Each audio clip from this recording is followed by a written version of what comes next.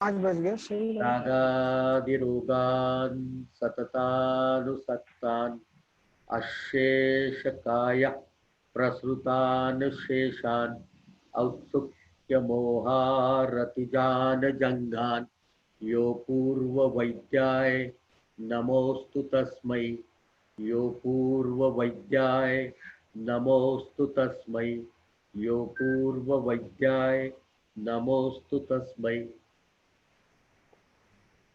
आज गुरु पूर्णिमा के दिन इस बड़े पावन अवसर पर मेरे गुरुदेव तपन जी सर के उपस्थिति में आज उन्होंने ही सुझाए हुए नाड़ी वैद्य के एक स्वयं सिद्ध, जिन्होंने अपने आप नाड़ी परीक्षा करने का विचार कर उस पर प्रयास किया और नाड़ी परीक्षा सीखी। और जैसे हम एकलव्य के बारे में सुनते थे कि उन्होंने धनुर्विद्या गुरु का पुतला बनाकर सीखी, उसी तरीके से जो ज्ञान सामान्य रूप से मिलता है उसे ध्यान में रखते हुए नाड़ी परीक्षा जैसे एक डिफिकल्ट सब्जेक्ट को आत्मसात कर कर एक नया रास्ता सबके सामने खोल दिया। ऐसे सुशांत जी का मैं यहाँ पर स्वागत करता हूँ। गुरुदेव, आज गुरु पूर्णिमा के दिन आपको प्रणाम।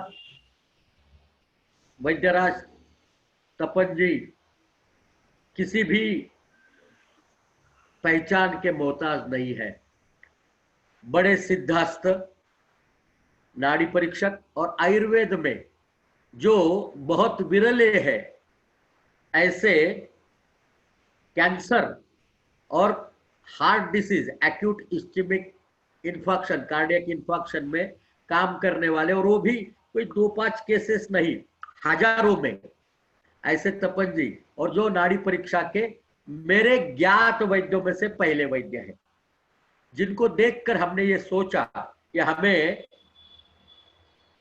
प्रैक्टिस में आना चाहिए। क्योंकि हमारे गुरुजी वो हमारे ज्येष्ठ गुरु बंधु है, मैं उनको गुरु बंधु के जगह पर गुरु की जगह पर रखता हूं। और हमारे गुरुजी पद्मश्री गुरदीप सिंह सर अक्सर ये कहा करते थे, अगर आपको प्रैक्टिस में जाना है तो तपन जी को देख के आओ। हमारे पढ़ाई के पहले से उनके नाम को जपते हुए हमने इस व्यवसाय में कदम रखा। और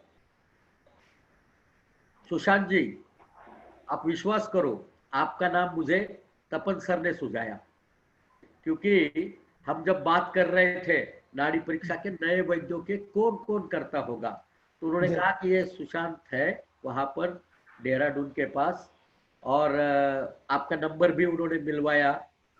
और फिर उसके बाद हमने आपसे बात की, क्योंकि उन्होंने शायद आपको किसी कॉन्फ्रेंस में सुना था और आपसे बड़ा इम्प्रेस थे। और अगर गुरुदेव इम्प्रेस्ड है तो मुझे ये बिल्कुल निश्चिंतता थी कि आपका ज्ञान निश्चित रूप में अच्छा ही होगा। हमारे साथ गुरुदेव चेयरमैन के रूप में है आज, और साथ में वैद्यराज वैद्य है, सुधा शर्मा जी दिल्ली से है, वो डॉक्टर त्रिपाठी जी की शिष्या है नाड़ी परीक्षा में, और वो भी अपने तरीके की एक नाड़ी परीक्षा करती है। जल्दी ही हमें उन्हें सुनने का भी मौका मिलेगा, ऐसी आशा करता हूं। और मैं सुधा जी को विनंती करता हूं कि कार्यक्रम के शुरुआत में धन्वंतरी मंत्र का पाठ आप करें।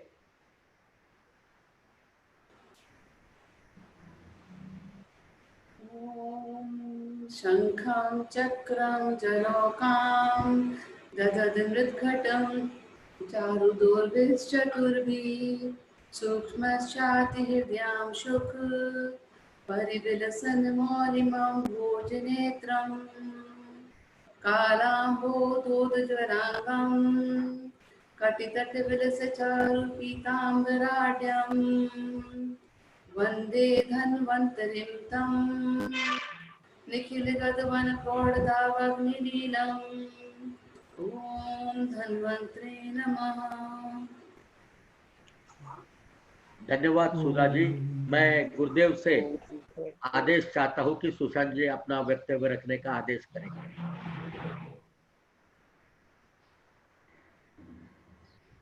सर आपका माइक अनम्यूट करना पड़ेगा। ये इस उम्र में ये सब झंझटें आती नहीं उतनी ज्यादा अच्छी तरह, लेकिन सुशांत जी आपसे मिलकर बहुत अच्छा लगा।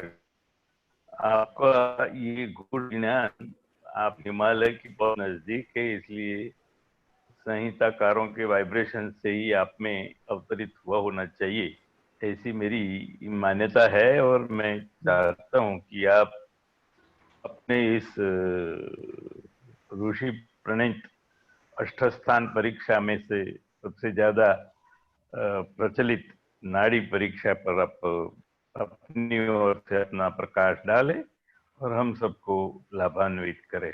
धन्यवाद and good luck to you for your best presentation to the august audience interested in Nari Pariksha. Pranam. Sanhita, bless you. धन्यवाद सर। सर आपके दर्शनों की बहुत अभिलाषा थी, आज तकनीक के माध्यम से पूर्ण हुई है। मैं आपके चरणों में प्रणाम करता हूँ। प्रणाम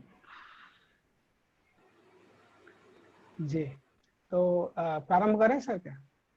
शुभारंभ हो। जी जी, स्वागत। हेलो, नमस्कार। मैं वैद्य सुशांत मिश्र श्रीनगर उत्तराखंड से आप सभी पार्टिसिपेंट्स का स्वागत करता हूं और बहुत बहुत धन्यवाद करता हूं हमारे आदरणीय तपन सर का और डॉक्टर संजय छाजेड़ जी का, जिनके कारण से यह कार्यक्रम संभव हो सका है। अब विषय को ज्यादा नहीं खींचेंगे, सीधे सीधे विषय पे ही आ जाते हैं। देखिए, जब नाड़ी परीक्षा की बात मन में आती है तो मेरे मन में 4 प्रश्न सबसे पहले आए। पहला प्रश्न मन में ये आया कि क्या नाड़ी परीक्षा के माध्यम से वात, पित्त, कफ इन 3 दोषों का ज्ञान किया जा सकता है। दूसरा प्रश्न मन में ये आया कि क्या वात, पित्त, कफ के जो कुल 15 भेद हैं, 5-5 भेद तीनों के हैं, उन 15 भेदों का ज्ञान भी क्या नाड़ी से किया जा सकता है। तीसरा प्रश्न मन में आया कि क्या रोगों का ज्ञान भी नाड़ी से किया जा सकता है। और चौथा प्रश्न जो मन में आया कि जो हमने आहार लिया है, क्या उसका भी नाड़ी से कुछ पता लगाया जा सकता है। आज मुझे कहते हुए बहुत प्रसन्नता हो रही है कि इन चारों प्रश्नों का उत्तर मुझे हाँ के रूप में मिला है और आज जितना समय मुझे मिलेगा मैं आप सबके साथ अपने इस अनुभव को बांटना चाहूंगा और इसे बांटूंगा। शुरुआत करते हैं सन 1998 से। 1998 में हरिद्वार में गुरुकुल कांगड़ी आयुर्वेदिक कॉलेज में BAMS का छात्र था। तो वहां पर जो त्रिदोष विज्ञान पढ़ाते थे हमारे गुरुजी वैद्य श्री नरेंद्र पाल जी, बहुत अच्छे तरीके से वो पढ़ाते थे। परंतु मुझे जानकर के बहुत आश्चर्य हुआ कि हमारे BAMS के करिकुलम में नाड़ी परीक्षा जैसा महत्वपूर्ण विषय है ही नहीं। जब विषय नहीं है तो क्लासरूम में उस पर कोई चर्चा भी नहीं होती थी।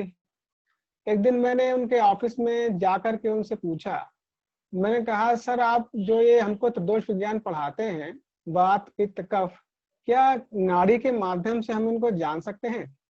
तो सबसे पहले उन्होंने ही मुझे वात, पित्त, कफ इन 3 दोषों के बारे में बताया कि हम कैसे उन्हें नाड़ी के माध्यम से जान सकते हैं। तो सबसे पहले इस एक बिंदु की चर्चा करते हैं। हालांकि आप में से अधिकांश लोग वात, पित्त, कफ तो जानते ही होंगे, कैसे उसकी जांच करते हैं, फिर भी तो सबसे पहला बिंदु है वात, पित्त, कफ, यानी कि त्रिदोष का ज्ञान हम कैसे करते हैं, जो मैंने अभ्यास किया। तो सबसे पहले तो जानना जरूरी है कि आखिर नाड़ी पे उंगलियों को रखना कहाँ पर है, वो स्थान कहाँ पर है।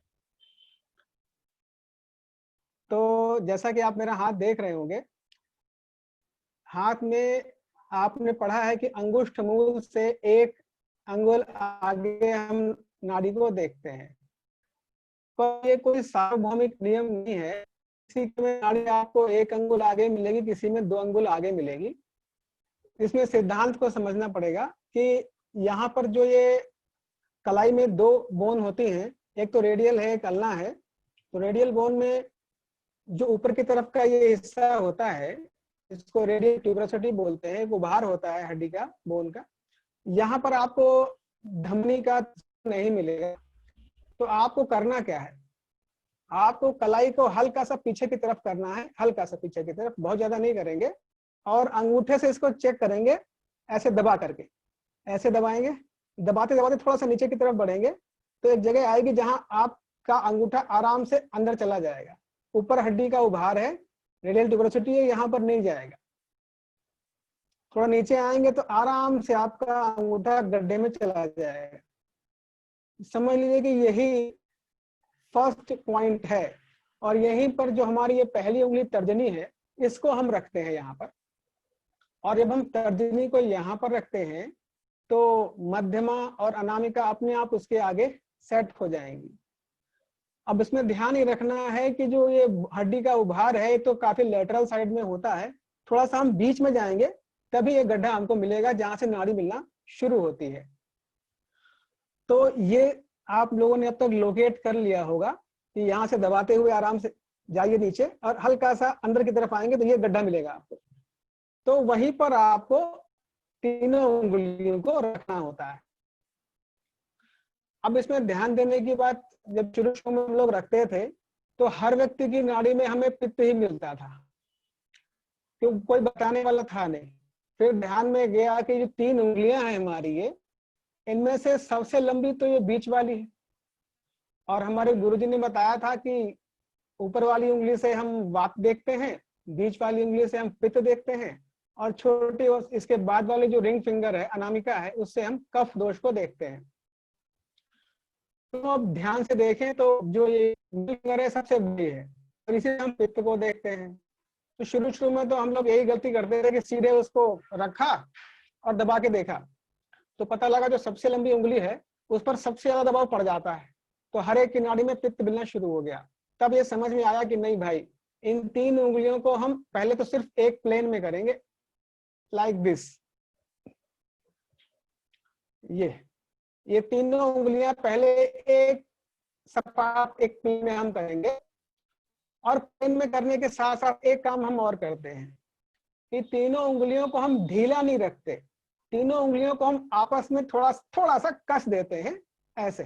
ये मान के चलिए कि ये तीनों उंगलियां फ्यूज हो गई हैं और ये 3 इनके पॉइंट्स अलग अलग हैं जो नाड़ी को देखेंगे। ऐसा मन में एक विचार करना है आपको। तो तीनों उंगलियां ये एक प्लेन में करने के बाद में आपको जहां पर नाड़ी का लोकेशन मैंने बताया है कि जो रेडियल ट्यूबरोसिटी जहां पे समाप्त होती है और एक गड्ढा सा मिलता है, वहीं पर हम नाड़ी को देखते हैं। तो इन तीनों उंगलियों को समान आपस में करके, सपाट करके, और तीनों को आपस में थोड़ा सा सटा करके तब यहाँ पर रखते हैं इसको हम। फिर हम नाड़ी में जो भी दोष हमको मिल रहा है, सबसे पहले तो बहुत हल्के से हम दबाते हैं। और जो दोष सबसे पहले, मन जिस उंगली में सबसे पहले स्पंदन मिलता है, हम ये मानकर चलते हैं कि उस व्यक्ति के शरीर में जो फिजियोलॉजिकल चेंजेस हो रहे हैं किसी रोग के कारण या प्राकृतिक रूप से, तो उनमें से सबसे ज्यादा चेंज जिस दोष में आ रहे हैं वो दोष में स्पंदन सबसे पहले मिलता है। फिर हम थोड़ा सा उसको और दबाते हैं और इतना दबाते हैं कि 1 या 2 उंगली में हमें स्पंदन मिलना शुरू हो जाए। अब ये आवश्यक नहीं है कि आपको तीनों उंगलियों में स्पंदन मिले, हो कभी कभी हो भी जाता है। आमतौर पर किसी एक उंगली में या किन्हीं 2 उंगलियों पे आपको स्पंदन मिलता है। तो जिस उंगली पर स्पंदन सबसे ज्यादा मिलता है उसको हम दोष नंबर 1 मानते हैं, और जिस पर उसके बाद में दबाव देने पे स्पंदन मिलता है उसको दोष नंबर 2 मानते हैं। इस तरह से हम ये मान लेते हैं कि भाई वात पित्त कफ शरीर में जो फिजियोलॉजिकल चेंजेस हो रहे हैं किसी भी वजह से, उसकी वजह से जो चेंजेस वात पित्त कफ में आया है वो हमको यहाँ पर इस तरीके से मिल जाता है। और जो सिस्टम मैंने अपने बुद्धि से डेवलप किया है उसमें इसे मैं प्रधान दोष मानता हूँ। यानी कि सबसे पहले हमने क्या करना है, प्रधान दोष को देखना है। वात पित्त वात कफ या सिर्फ कोई एक दोष या तीनों दोष, जो भी आपको नाड़ी में मिलता है वो प्रधान दोष है। अच्छा, इतना सीखने के बाद फिर कहानी थोड़ी सी आगे बढ़ती है और मैं इंटर्नशिप के दौरान पहुंचता हूँ एक गांव में। मैंने बीएमएस करने के बाद भी मुझे सिर्फ वात पित्त कफ, इससे ज्यादा मुझे कुछ नहीं आता। अब एक गांव में पहुंचे, वहां पर एलोपैथिक चिकित्सालय में 1 महीने के लिए इंटर्नशिप में रहा मैं। मेरे वहां पहुंचते ही जो डॉक्टर साहब वहां पे विराजमान थे, उन्होंने कहा आप आ गए, 1 महीने के लिए मैं छुट्टी पे जा रहा हूँ। तो मैंने कहा चलिए ठीक है, ये भी मेरे लिए अच्छा अवसर है। अच्छा, जिस क्षेत्र में मेरी पोस्टिंग 1 महीने के लिए हुई थी इंटर्नशिप के दौरान, उस क्षेत्र में टाइफाइड और मलेरिया, क्योंकि एलोपैथी का चिकित्सालय था तो टाइफाइड मलेरिया के वहां रोगी बहुत आते थे। और शुरू में मैं उनकी नाड़ी देख करके अभ्यास करने की कोशिश करता था। हमारे पास वहाँ एक लैब टेक्नीशियन भी था और वो लैब टेक्नीशियन हमारा बताता था कि भाई जांच करके कि किसको मलेरिया है, किसको टाइफाइड है, और मैं वहाँ नाड़ी देख करके भी चेक करने की, जांच करने की एक कोशिश करता था। और उस कोशिश के दौरान मुझे ये पता लगा कि जो टाइफाइड है, टाइफाइड में केवल वातज नाड़ी मिलेगी, जो अभी तक मैंने सीखा था, प्रधान दोष की बात कर रहा हूँ। तो टाइफाइड में केवल वातज नाड़ी मिलती है और मलेरिया में वात पित्त नाड़ी मुझे मिली। अब उन्हीं दिनों क्या हुआ कि जो हमारा लैब टेक्नीशियन था वो खुद ही बीमार हो गया। उसके बीमार होने के बाद में अब वहां पर कई रोगी आए और आपको पता है कि मलेरिया में ठंड भी लगती है, बुखार भी आता है, पर कई टाइफाइड के रोगी लगते थे, वो भी बोलते थे मुझे ठंड भी लगती है, बुखार भी आता था। तो ऐसे में दोनों में विभेद करने के लिए हमारे पास लैब टेक्नीशियन नहीं था। तब फिर मैं नाड़ी का सहारा ही लेता था और नाड़ी का सहारा लेकर के जो डायग्नोसिस में बनाता था टाइफाइड और मलेरिया के बीच में, तो उसी के आधार पर वहाँ एलोपैथी के चिकित्सालय में जो दवाई हम लोग देते थे वो देते थे और उसका पूरा सटीक परिणाम हमको मिलता था। यानी कि इंटर्नशिप मेरी कंप्लीट हो गई और ये इतना तक मैं सीख पाया कि भाई टाइफाइड मलेरिया बस 2 बातें। लेकिन इतने में मजा नहीं आया, आनंद नहीं आया। आनंद नहीं आया तो थोड़ा नीरस लगा, तो लगा अब इसमें कुछ मिल तो रहा नहीं है, कोई सिखाने वाला कहीं दूर दूर तक कहीं होंगे, हमें तो दिखते भी नहीं है। तो फिर थोड़ा मामला थोड़े दिन के लिए ठंडे बस्ती में चला गया और फिर मैं चला गया पतंजलि योगपीठ बाबा रामदेव के चिकित्सालय में। वहां पर मैं करीब 7 साल रहा। वहां पर रहने के दौरान सबसे अच्छी बात ये हुई कि मुझे वहां प्राणायाम सीखने का, करने का बहुत अच्छा अवसर मिला। प्राणायाम सीखने का लाभ क्या हुआ कि मुझे मन में मेरी एकाग्रता बहुत बढ़ गई। और पतंजलि योगपीठ में काम करने के बाद में फिर मेरी पोस्टिंग हुई ये पहाड़ी क्षेत्र में और मैं इस समय श्रीनगर में हूँ, यहाँ मैं 10 साल से हूँ। यहाँ पर कई बार चिकित्सा में ऐसा हुआ कि जिस रोग से पीड़ित रोगी था, कई रोगी ऐसे मिले जिनको उस रोग में निर्दिष्ट औषधियां मैंने दी, परंतु लाभ नहीं मिला। लाभ नहीं मिला तो स्वर्ण योग तक प्रयोग कर लिए पर लाभ नहीं मिला। तब मन में एक विचार आया कि मैं रोगी, जो आचार्य चरक ने कहा है कि हम अपनी बुद्धि रूपी दीपक लेकर, ज्ञान रूपी दीपक लेकर के रोगी के भीतर प्रवेश करें तो हम अच्छी चिकित्सा कर सकते हैं। तो मुझे समझ में आया कि मैं अभी आचार्य चरक की कही हुई उस बात को कर नहीं पा रहा हूं। तब मेरे मन में विचार आया कि क्यों ना जो वात पित्त कफ के 15 भेद हैं, दरअसल वो भेद क्या है, वो सारे भेद अलग अलग अंगों में पाए जाते हैं। लगभग हम ध्यान से देखें तो 20 से ऊपर अंग निकलते हैं जिनमें वो भेद पाए जाते हैं। तो मैंने कहा यदि इन 15 भेदों की नाड़ी या किसी तरीके से हम जान सकते हैं तो निश्चित रूप से रोगी का रोग किस जगह पर है, किस अंग में है, और उसकी शायद सही चिकित्सा की तरफ मैं बढ़ सकूंगा। उसी दौरान कुछ ऐसी घटनाएं हुई जिन्होंने मेरे लिए प्रेरणा का काम किया। हुआ यूं कि मेरे पास कुछ हृदय रोगी आए और चूंकि हम इस वाली उंगली से वात दोष को हम देखते हैं, आप सबको पता है। तो जब इससे मैंने नाड़ी उनकी तीनों उंगलियों से देखी तो वात में की उंगली में उनका स्पंदन मिलता था, हृदय रोगियों का, लेकिन उनका स्पंदन एक विशेष बिंदु पर मिलता था, एकदम शुरुआत में। अच्छा, उसी दौरान कुछ श्वास रोगी भी आए और उनका स्पंदन भी मुझे वात की उंगली में यहाँ पर मिला शुरुआत में, और उसी दौरान कुछ रोगी ऐसे आए जो एंजाइटी, डिप्रेशन, अनिद्रा आदि से पीड़ित थे। तो उन रोगियों की भी जो नाड़ी मुझे मिली वात में, वो बिंदु में स्पंदन मुझे यहाँ पे शुरुआत में मिला।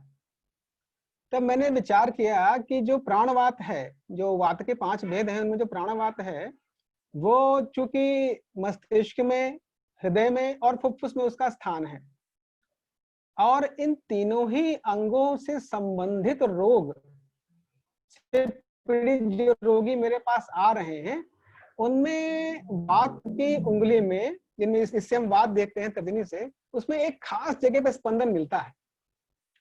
इस चीज ने मुझे काफी प्रेरित किया। फिर मैंने जो वात पित्त कफ के 15 भेद हैं उनको बहुत ध्यान से पढ़ा। ध्यान से पढ़ने के बाद मैंने ये एक लिस्ट बनाई कि कौन सा भेद किस अंग में पाया जाता है, और उस अंग से संबंधित कौन कौन से रोगी जिस क्षेत्र में मैं प्रैक्टिस कर रहा हूँ यहाँ पर मिल जाते हैं, क्योंकि हर जगह हर किस्म के रोगी तो होते नहीं है। तो जैसे ही किसी विशेष वात पित्त कफ के किसी विशेष भेद का कोई रोगी मेरे पास आता था, तुरंत मैं उसकी नाड़ी देखता था। और मैं आपको बताऊं 2 बातें यहाँ पर मैं आपको जरूर बताना चाहूंगा कि जब मैंने डिसाइड किया कि मुझे वात पित्त कफ के भेदों को कैसे भी करके जैसे भी संभव है नाड़ी में मुझे ढूंढना है, अगर मिलेंगे तो ठीक है, नहीं तो कोई बात नहीं। तो मैंने 2 बातों का तय किया कि पहली तो ये कि जो भी पेशेंट मेरे पास आएगा उसकी नाड़ी मुझे देखनी ही देखनी है, चाहे कुछ भी हो जाए। दूसरा मैंने नियम ये बनाया कि जो भी नाड़ी में देखूंगा उसको डॉक्यूमेंटेड जरूर करूंगा, चाहे कुछ विशेष समझ में आए या नहीं आए। तो जहां भी जितना भी समझ में आएगा उसको मैं लिखूंगा जरूर। किसी भी पेशेंट को बिना डॉक्यूमेंटेशन के उसको छोड़ूंगा नहीं। तो इन 2 नियमों ने मेरा काम बहुत आसान कर दिया, बहुत आसान कर दिया। और मैं इसमें लगातार लगा रहा। लगभग 1.5 वर्ष का समय मुझे इसमें खपाना पड़ा। और उसके बाद मेरे पास लिस्ट तैयार हो गई कि ये जो वात वाली उंगली इसको हम बोलते हैं, इसमें प्राण, उदान, समान, व्यान, अपान किन किन बिंदुओं पे उसका स्पंदन मिलता है, ये इसका एक लिस्ट बन गई। इसी के साथ साथ में जैसे पित्त के हमारे 5 भेद होते हैं, उसकी लिस्ट भी धीरे धीरे करके तैयार हो गई। और कफ की भी लिस्ट इसी तरीके से तैयार हो गई कि कफ के जो 5 भेद हैं, वो हमारी जो रिंग फिंगर है जिसको हम कफ देखते हैं, इसमें कहाँ कहाँ पे वो 5 भेदों का स्पंदन मिलता है। अच्छा, जब ये स्पंदन का जो एक चार्ट मैंने बना लिया, इस दौरान मैंने एक काम और किया। मैंने कहा कि ठीक है, मैंने कुछ रोगियों में मान लिया कि भाई प्राणवात का रोगी था और उसको प्राणवायु के स्थान पे स्पंदन मिल गया। तो मैंने क्राइटेरिया बनाया कि कम से कम 20 रोगी एक ही तरह के मुझे मिलेंगे तो मैं उसे मानूंगा। ये ठीक है, क्योंकि मुझे कभी कंफ्यूजन हो सकता है, कभी जांचने में नाड़ी दिक्कत हो सकती है, कभी कोई पेशेंट खा पी के आ गया और मुझे उसने बताया ही ना हो, ऐसा भी हो सकता है। तो ऐसे कई बातों को ध्यान में रखते हुए मैंने एक क्राइटेरिया बनाया कि लगभग 20 रोगी एक ही भेद के, यानी कि जैसे कि प्राणवायु है, तो प्राणवायु से संबंधित रोगों से संबंधित जो रोगी हैं, लगभग 20 रोगी होने चाहिए तब, और उनमें स्पंदन सिर्फ उसी एक जगह पे मिलना चाहिए, तभी मैं मानूंगा कि इस बिंदु पर प्राणवात का स्पंदन मिलता है। तो इस प्रकार से एक बिंदु के स्पंदन के लिए, एक भेद के स्पंदन के लिए लगभग 20 रोगियों तक का क्राइटेरिया मैंने रखा। इस प्रकार से आप देखें तो वात के लिए 100 रोगी, पित्त के लिए 100 रोगी और कफ के लिए 100 रोगी मैंने देखे। तब उनके 5-5 भेदों के बिंदुओं का जो स्पंदन बिंदु है, जहां वो स्पंदन मिलते हैं इनके भेदों का, तब मैं वो निर्धारित कर पाया। क्योंकि उससे पहले चूंकि कोई गुरु तो मेरा था नहीं, और अब इसे मैं सौभाग्य कहूँ दुर्भाग्य कहूँ मुझे आज भी समझ में नहीं आता, लेकिन गुरु की तलाश तो हमेशा रहती है। और आज गुरु पूर्णिमा है, तो गुरु की कृपा मिल जाए तो अच्छा ही रहता है। हाथ सर पर रहता है तो लगता है कि मैं कुछ और सीख सकता हूँ, लेकिन दुर्भाग्य है कि मुझे कोई गुरु मिला नहीं। तो नहीं मिला तो अब काम करने का मन तो करता है, ये तो इसको आगे और बढ़ाया। तो जब 1.5 साल में ये तय हो गया कि भाई वात पित्त कफ के 15 भेदों का स्पंदन यहाँ इस प्रकार से मिलता है, फिर मैंने उसका डॉक्यूमेंटेशन का एक रिसर्च आर्टिकल भी तैयार किया, वो भी मैंने पब्लिश करवाया उसको एक अंतर्राष्ट्रीय जर्नल में। मैं डॉक्टर संजय छाजेड़ जी से प्रार्थना करूंगा कि वो सभी लोगों को उसको भी डिस्ट्रीब्यूट कर देंगे बाद में, ताकि वो अगर पढ़ना चाहे, किसी की रुचि हो तो उसको पढ़ सकता है। उसके बाद जब यहाँ तक मैं पहुंच गया, तब भी मन में ये था कि मैं यहाँ तक तो आ गया हूं, पर मैं रोगों को तो मैं जान ही नहीं पाता हूँ, मैं रोगों को कैसे पता करूंगा, कोई बताने वाला नहीं। तो वो है कि भाई एक ही जगह घूमना है तो घूम घूम के अपनी दिशाओं को चिन्हित करते हैं कि भाई यहाँ पर क्या है, यहाँ पर क्या है, यहाँ पर क्या है। तो उसमें मैंने एक पैटर्न देखा कि जो कोई एक विशेष रोग है, उसमें वात पित्त कफ में किस बिंदु पे स्पंदन मिलेगा, ये शायद ईश्वर ने कुछ व्यवस्था बना के रख रखी है। मुझे लगने लगा कि शायद हर रोग का कुछ खास स्पंदन बिंदु होते हैं। तो धीरे धीरे करके ऐसे लगभग अभी तक 22-23 रोग ऐसे हैं जिनको मैं जान लेता हूँ नाड़ी देख करके कि हाँ ये रोग इस व्यक्ति को होगा। इससे ज्यादा मैं अभी नहीं जानता हूँ, अभी इतना ही जान पाया हूँ। अच्छा, तो इसमें शुरू में तो कुछ कंफ्यूजन होते हैं जिनके बारे में मैं आपको बताऊंगा। वैसे तो ये शायद आप सबको दिख रहा होगा, आप सबको दिख रहा है। इसमें ये वात की उंगली है, इसमें आप देखेंगे सबसे ऊपर ये प्राणवायु है। मैं इसको इस पे चला देता हूं।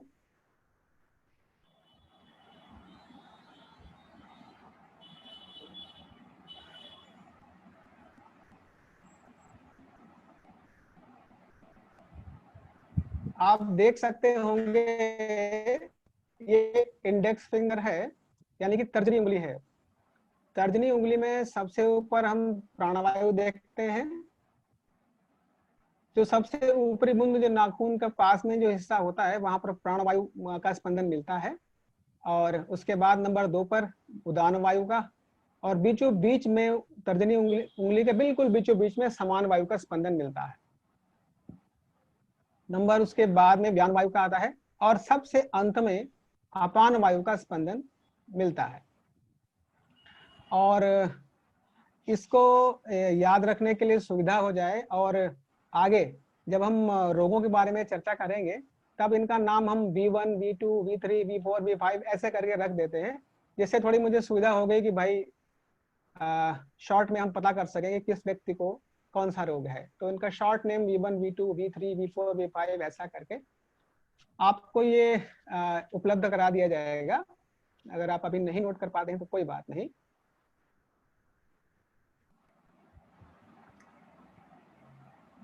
अच्छा, इसके बाद जो नेक्स्ट मैं आपको एक फोटो दिखाऊंगा,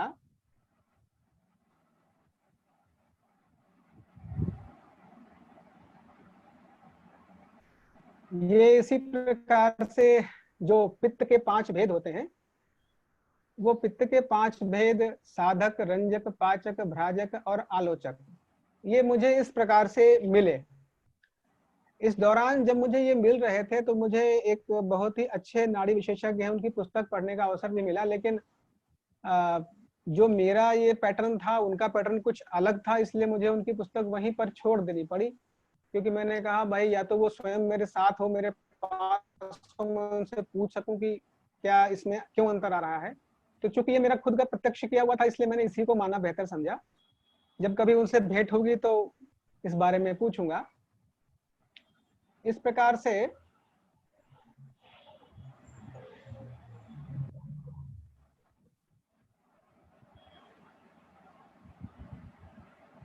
इसी प्रकार जो ये कफ है,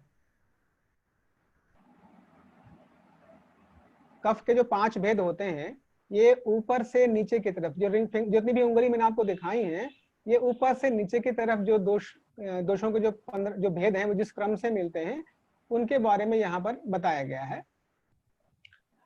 अवलंबक, बोधक, क्लेदक, श्लेषक और अंत में तर्पक। इसे भी हम समझने के लिए K1, K2, K3, K4, K5 के नाम से हम इनको शॉर्ट में समझ लेते हैं। और अंत में एक फोटो में आपको लास्ट और दिखाना चाहूंगा।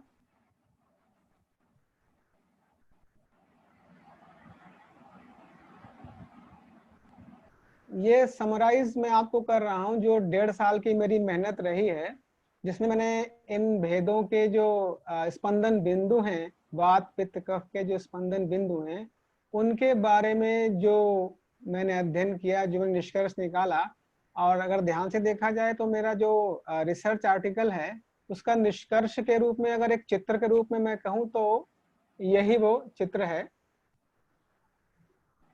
जी। तो ये थोड़े से कुछ फोटोग्राफ्स थे जो मैं आपको दिखाना चाह रहा था, और ये एक समराइज था जो मेरा रिसर्च आर्टिकल था उसके ऊपर। अच्छा, तो यहाँ तक आने के बाद में मैंने जब रोगों के ऊपर भी काम किया तो लगभग मैंने आपको बताया कि 22 रोग ऐसे हैं जिन पर मैंने अध्ययन किया, और क्राइटेरिया मेरा वही रहा है कि लगभग 20 रोगी हर एक रोग के मैं लेता हूँ और उनकी नाड़ी देखता हूँ, और जहां स्पंदन बिंदु पे स्पंदन मिलता है उसे मैं मानकर चलता हूँ कि हाँ ये पैटर्न इसका है। रोगों के बारे में मैं फिर चर्चा करूंगा, आगे करूंगा। अभी फिलहाल जब हम यहाँ तक पहुंच गए हैं और हमने जान लिया है कि नाड़ी हमें कहाँ पर देखनी है और उंगलियों को हमें किस तरीके से आपस में सटा करके क्रम से रखना है, इन सब चीजों को हमने जान लिया है। अब इसके बाद कुछ प्रश्न स्वाभाविक रूप से मन में आते ही हैं कि नाड़ी हम कब देखें। तो शास्त्र में कहा गया है कि प्रातःकाल शौच के बाद, यानी मल त्याग के पश्चात, और व्यक्ति ने कुछ खाया ना हो तो नाड़ी उसकी सही से मिलती है। ये बात ठीक है कि प्रातःकाल जब शौच के बाद में आंतों में जब ना आमाशय में भोजन हो और ना ही आंतों में मल हो, तो जो शरीर के दोष हैं वो स्वाभाविक अवस्था में रहते हैं और तब हमको वो ठीक ढंग से मिल पाते हैं। ये तो ठीक बात है, इसमें कोई गलत बात नहीं, सही बात है। लेकिन हमारे लिए व्यावहारिक रूप से संभव नहीं है कि हम हर रोगी को सुबह अपने पास बुलाएं और उसकी नाड़ी देखें। तब क्या करें? तब फिर अब मेरे पास क्या रास्ता था? तो मैंने ये देखना शुरू किया कि भाई आहार के बाद कोई भी आहार हम लेते हैं तो उसकी नाड़ी लगभग कितनी देर तक चलती है। तो मैंने महसूस किया कि आहार जब हम लेते हैं तो उस आहार विशेष की जो नाड़ी है वो लगभग 1 मुहूर्त तक चलती है। 1 मुहूर्त के बाद में, यानी कि लगभग 48 से 50 मिनट के बाद में, फिर जब समान वायु और पाचक पित्त ये एक्टिव हो जाते हैं और पाचन चलता रहता है, तो कुल मिलाकर के मैंने देखा कि लगभग कम से कम 2.5 घंटे का समय ऐसा होता है जब हमको नाड़ी, भोजन के पश्चात 2.5 घंटे का समय ऐसा होता है जब हमको नाड़ी नहीं देखनी चाहिए। अच्छा, इसमें भी यदि किसी ने बहुत ही उष्ण या बहुत ही तीक्ष्ण भोजन किया है, यानी मिर्च लिया है, मसाले खाए हैं, चाय पी ली है, कॉफी पी ली है, तब तो नाड़ी पे उसका असर, जो मेरा अनुभव रहा है, वो 3 घंटे तक भी रहता है। और किसी किसी व्यक्ति में, मान लीजिए वो पित्त प्रकृति का ही व्यक्ति है और उसने चाय पी ली है, तो उसकी नाड़ी पर तो उसका असर कम से कम 3 से 3.5 घंटे भी मिल सकता है। तो क्या ध्यान रखें? ध्यान ये रखना है कि जब भी आप नाड़ी देखें, आप अपने क्लिनिक में उसको लगा सकते हैं कि मेरे चिकित्सालय में जब भी आप आए तो आप कम से कम 2.5 घंटे तक आपने कुछ ना खाया हो और कोई उष्ण तीक्ष्ण भोजन ना किया हो। ऐसा है कि अपने रोगियों को आप कन्विंस कर सकते हैं, इनको बोल सकते हैं। पर यह है कि रोगी जब भी आएगा आपको नाड़ी तो देखनी ही देखनी है, क्योंकि अगर आहार लेकर आया है तो भी आप सीखोगे कि आहार में नाड़ी कैसी चलती है। तो धीरे धीरे, मतलब आपके पास रोगी जब भी आए आपको नाड़ी जरूर देखनी है, इसका आप हमेशा ध्यान रखिए और उसको नोट भी करना है, डॉक्यूमेंटेशन भी करना है उसको आपको। तो आमतौर पर जैसे मान लीजिए सुबह आपका क्लिनिक है 10 बजे से, तो आप बोल सकते हैं कि भाई आप 7 बजे नाश्ता वाश्ता कर लो तब मेरे पास आओ। आपको शाम का क्लिनिक है, मान लीजिए 4 बजे के बाद से, तो आप बोल दीजिए कि भाई 1 बजे भोजन कर लो तभी मेरे पास आना। एक ऐसा करके आप रोगियों को कन्विंस कर सकते हैं कि भाई, लोग भी समझेंगे कि हाँ वैद्य जी नाड़ी देखनी है, तो रोगी भी बहुत उत्सुक होते हैं नाड़ी दिखाने के लिए, तो वो आराम से आपकी बात मान जाएंगे। तो कोई दिक्कत वाली बात नहीं है। बस आपको ध्यान रखना है कि आहार से कम 2.5 घंटे का अंतर जरूर होना चाहिए, चाहे वो 1 कप चाय ही क्यों ना हो। तो कब देखनी है इस बात का मुझे लगता है मेरे अपने अनुभव से जो रहा है मैंने आपको इसका उत्तर दिया होगा। अब एक प्रश्न मन में और आता है। अच्छा, मैं इसमें एक बात और बोलना चाहूंगा कि दोपहर का जो समय होता है, मान लीजिए कोई रोगी सुबह से भूखा बैठा हुआ है और आपको नंबर आपके पास आते आते दोपहर का आ गया, तो दोपहर में तो वात और पित्त बढ़ जाते हैं क्योंकि भूख लगती है व्यक्ति को, इसलिए दोपहर तक इंतजार मत करवाइएगा उसको, उसकी नाड़ी समय पर देख लीजिएगा। तो मध्याह्न में एकदम मुश्किल होता है नाड़ी को देखना, क्योंकि उस समय आंतों में भूख लगने की प्रक्रिया चालू हो चुकी होती है, वात पित्त बढ़ चुके होते हैं, तो नाड़ी में वही मिलते हैं। अच्छा, इसके बाद एक सवाल मन में और आता है कि पुस्तकों में, शास्त्रों में, और हम सुनते भी हैं कि भाई पुरुषों की दाएं हाथ की नाड़ी देखें, महिलाओं की बाएं हाथ की नाड़ी देखें। मेरे सामने भी प्रश्न था कि क्या किया जाए, कोई बताने वाला सौभाग्य से मेरे था नहीं। तो मेरे पास एक ही रास्ता था, मेरे पास जो भी पेशेंट आता था, चाहे वो स्त्री हो या पुरुष हो, मैं उसके दोनों हाथों की नाड़ी देखता था और दोनों हाथों को राइट हैंड लेफ्ट हैंड अलग अलग नोट कर लेता था क्या क्या मिल रहा है। तो मैंने ये पाया कि चाहे स्त्री हो या पुरुष हो, अभी तक जो मेरा अनुभव है उसमें कोई अंतर नहीं आता है। आप चाहे स्त्री हो पुरुष हो, आप उसमें किसी भी हाथ की नाड़ी आप देख सकते हैं, जिसमें भी आपको सुविधा हो, आपके रोगी को सुविधा हो, आप आराम से देख सकते हैं। अच्छा, अब स्त्री पुरुष की बात तो हो गई, परंतु फिर भी दाएं और बाएं का एक केस में बहुत महत्व है। ये मान के चलिए कि अगर कोई रोगी है, उच्च रक्तचाप का रोगी है या मधुमेह का रोगी है, आपने उसकी नाड़ी देखी और आपने बताया कि भाई आपने उसके वो पुरुष है मान लीजिए, और आपने उसके दाएं हाथ नाड़ी देखी और कहा कि भाई आपको तो मधुमेह है या उच्च रक्तचाप है। अच्छा, उसके बाद मान लीजिए आपने उसके किसी दाएं या बाएं हाथ की नाड़ी देख करके ये बात बताई है, और जिस हाथ में आपने नाड़ी देख करके उसको मधुमेह या कुछ भी बताया है, उसके जो दूसरा विपरीत हाथ है उसका, उस अंग में, उस पार्श्व में उसके कोई और रोग है।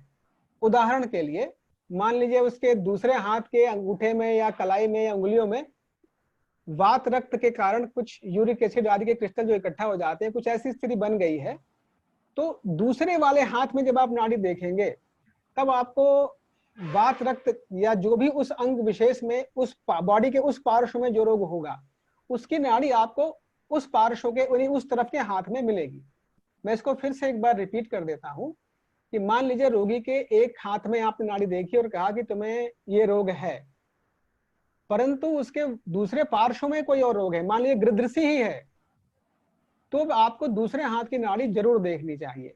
यानी हम इसको समराइज करें तो इसको हम इस तरीके से कह सकते हैं कि यदि रोगी के दोनों पार्श्वों में कोई रोग है या एक सार्वदेहिक रोग है और एक किसी अंग विशेष में रोग है, तो हमको दोनों हाथों की नाड़ी उसको देखना चाहिए। तो ये कुछ सामान्य बातें हुई हैं। इनके अतिरिक्त कुछ बातें मैं आपसे और कहना चाहूंगा कि मेरे अभ्यास में जो आया है वो है प्राणायाम। प्राणायाम जब तक मैं नहीं करता था तब तक मेरा मन उतना एकाग्र नहीं रहता था।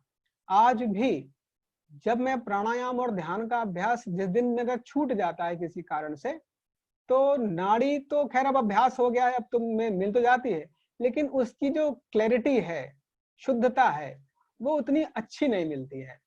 तो मैं आप सभी से निवेदन करना चाहूंगा कि प्राणायाम अवश्य करें। प्राणायाम और ध्यान का अभ्यास, ये आचार्य चरक ने भी जो स्वस्थ व्यक्ति के बारे में कहा है कि कौन हमेशा स्वस्थ रहता है, तो तत्परता च योगे, अंत में उन्होंने ये भी कहा है, नरोहित आहार विहार सेवी के अंत में तत्परता च योगे। तो जब आचार्य चरक ने स्वयं इसे कहा है, तो हम लोग तो उनके आगे कुछ भी नहीं है, तो उनकी इस बात का पालन आप सभी को करना चाहिए। हालांकि हम में से कुछ लोग होते हैं बहुत, जिनका बुद्धि मन बहुत एकाग्र शुरू से होता है, परंतु अधिकांश लोगों का नहीं होता। इसलिए बाकी सब लोगों से मैं प्रार्थना करूंगा कि आप योग अवश्य, प्राणायाम और ध्यान का अभ्यास अवश्य करें। आपको रोग नाड़ी देखने में तो सुविधा आएगी आएगी, उसके साथ साथ में जो आपका स्वास्थ्य भी अच्छा रहेगा, आपके चेहरे पे ओज और तेज रहेगा, आपके रोगी प्रसन्न रहेंगे कि मैं किसी अच्छे चिकित्सक के पास पहुंचा हूं। तो इन सब बातों का भी आपको ध्यान रखना चाहिए। अच्छा, इसके अतिरिक्त एक विषय और आता है कि नाड़ी हमें किन अवस्थाओं में बहुत स्पष्टता के साथ नहीं मिलती, क्योंकि नाड़ी देखते देखते कई बार ऐसा होता है कि हमको कुछ समझ में नहीं आ रहा, नाड़ी देख तो रहे हैं पर अब उसमें हम देख रहे हैं पर क्या लिखे कुछ भी समझ में नहीं आ रहा।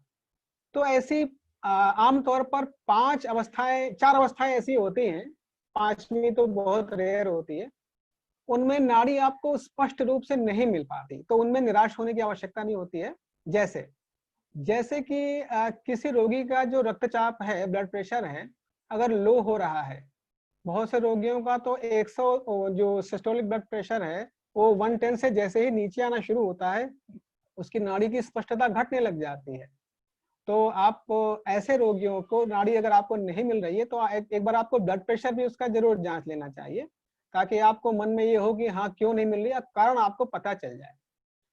ऐसे ही एक इसके अतिरिक्त एक और भी कि किसी को एनीमिया है, खून की कमी हो गई है, रक्त की कमी हो गई है, तो रक्ताल्पता के रोग में भी आपको नाड़ी बहुत स्पष्टता के साथ नहीं मिल पाती है। और यदि वृद्धावस्था में बहुत से वृद्ध लोगों को एथेरोस्क्लेरोसिस आप सभी जानते ही हैं, हो जाता है, तो उनको भी नाड़ी स्पष्टता के साथ मिलना मुश्किल हो जाता है। उनमें वात पित्त कफ तीनों में ही आपको बड़ी जोरों जोरों से स्पंदन मिलने लग जाता है, तो उनमें भी आप कंफ्यूज होते हैं। तो हमेशा ध्यान रखें कि जो बहुत वृद्ध व्यक्ति हैं उनमें कई बार ऐसा होता है, हालांकि सारे वृद्ध व्यक्तियों में ऐसा नहीं होता, जो वृद्ध व्यक्ति बहुत ही शारीरिक रूप से सक्रिय रहते हैं उनके साथ ऐसा नहीं होता, वो इस चीज को मेंटेन करते हैं, उनकी नाड़ी मिल जाती है। अच्छा, और इन सब के साथ में एक, चूंकि मैं जिस क्षेत्र में रहता हूँ यहाँ ठंड बहुत पड़ती है, बहुत ठंड पड़ती है, तो ठंड के दिनों में जो हमारी उंगलियां हैं वो बहुत ही रुक्ष हो जाती हैं, ड्राई हो जाती हैं। तो आप सबको पता है कि जैसे अल्ट्रासाउंड करते हैं, अल्ट्रासोनोग्राफी में एक जेली का प्रयोग करते हैं साउंड के कंडक्शन के लिए, ऐसे ही अगर हमको नाड़ी में देखना है तो उंगलियों के जो ऊपर के पोर हैं इनमें रुक्षता, ड्राइनेस बिल्कुल भी नहीं होनी चाहिए। आप चाहें तो अपने पास पानी का कोई पात्र रख लें अगर ड्राइनेस किसी को आती है तो, या कोई मॉइस्चराइजर रख सकते हैं, एलोवेरा जेल वगैरह कुछ भी रख सकते हैं।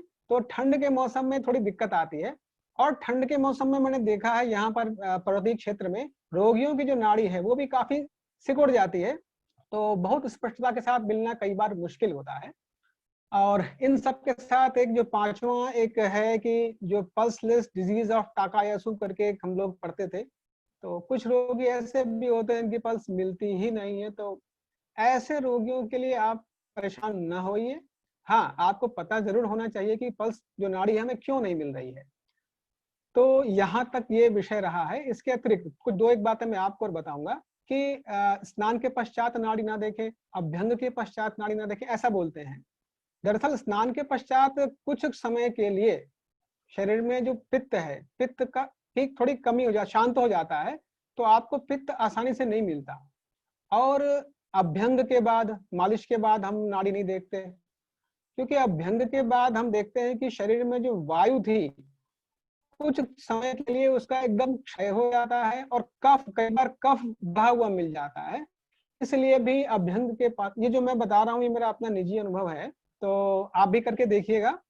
तो इस तरीके से अभ्यंग के पश्चात भी नाड़ी हम लोग नहीं देखते। अच्छा, यहाँ पर जब मैंने आपको ये चित्र दिखाया है एक, इस चित्र को देखने के बाद में शायद आप लोगों में से कई लोग ये सोच रहे होंगे कि एक उंगली में 5 स्थानों पर मैं कैसे स्पंदन को महसूस करूंगा। इसमें घबराने की जरूरत बिल्कुल भी नहीं है, आपको एक साथ 5 जगहों पर स्पंदन नहीं मिलने वाला है।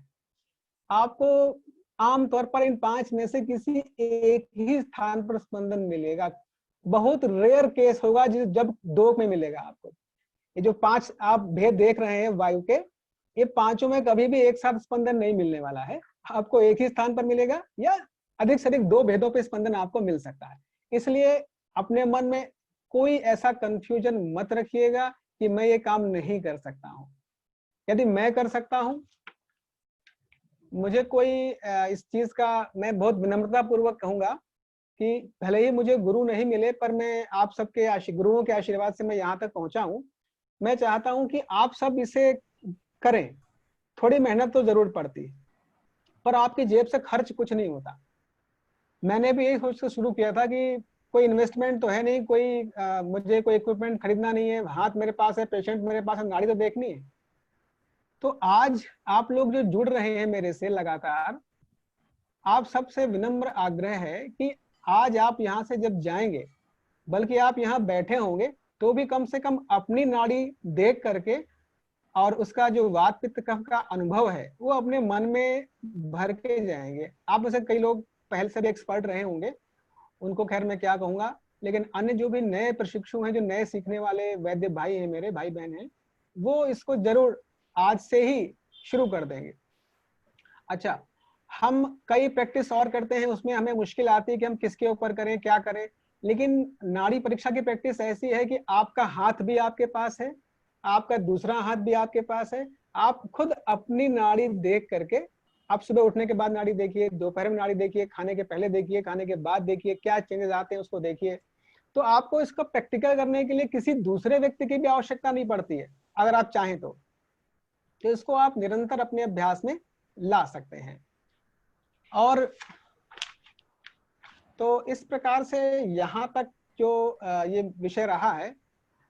अब इसके बाद जो विषय रहेगा वो तो काफी लंबा हो जाएगा, परंतु मैं फिर भी एक रोग के बारे में आपको आज जरूर बताऊंगा जो बहुत आसान होता है जिसको जानना, और वो रोग है जिसको हम अबटु विकार या हाइपोथायराइड बोलते हैं, इसमें TSH लेवल बढ़ जाता है। अच्छा, मैं एग्जांपल से आपको बता रहा हूं कि मान लीजिए आपके पास कोई रोगी आया है जो थायराइड का रोगी है, जिसका TSH लेवल बढ़ गया है। देखिए, शुरुआत में तो चूंकि मुझे कुछ पता नहीं था, तो जो प्री डायग्नोस्ड केस होते थे कि भाई मुझे पता है कि इस व्यक्ति का यूरिक एसिड बढ़ा हुआ है, इस व्यक्ति का शुगर बढ़ा हुआ है, इस व्यक्ति का जो भी अन्य बायोकेमिकल वैल्यूज बढ़े हुए हैं, उसी के आधार पर मैं उसकी नाड़ी देखता था, क्योंकि शुरू में तो मुझे पता नहीं था। फिर धीरे धीरे जब मैंने सिद्धांत बना लिया कि हाँ भाई, जो वात रक्त है यानी यूरिक एसिड है, उसमें ऐसी नाड़ी मिलेगी, तब मैंने रोगियों को बताना शुरू किया कि हाँ भाई, आपका वात रक्त है, आपको यानी कि आप यूरिक एसिड चेक कराएंगे तो बढ़ा हुआ मिलेगा।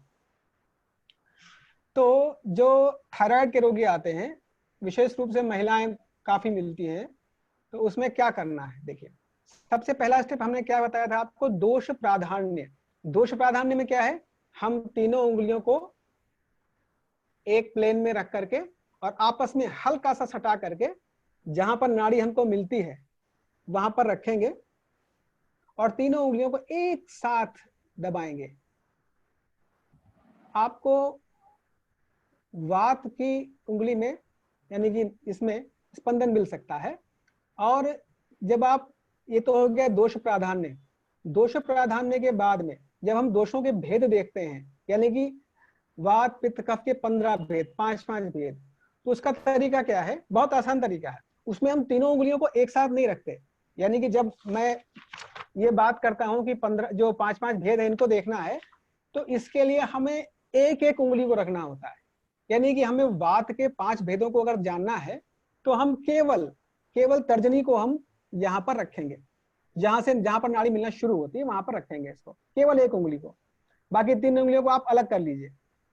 तो जब आप इसको रखेंगे तब आपको उदान वायु का जो स्थान मैंने आपको बताया है, आपको यानी कि V2 हम उसको बोलते हैं, वहां पर आपको उसका स्पंदन मिलेगा, केवल वहां पर।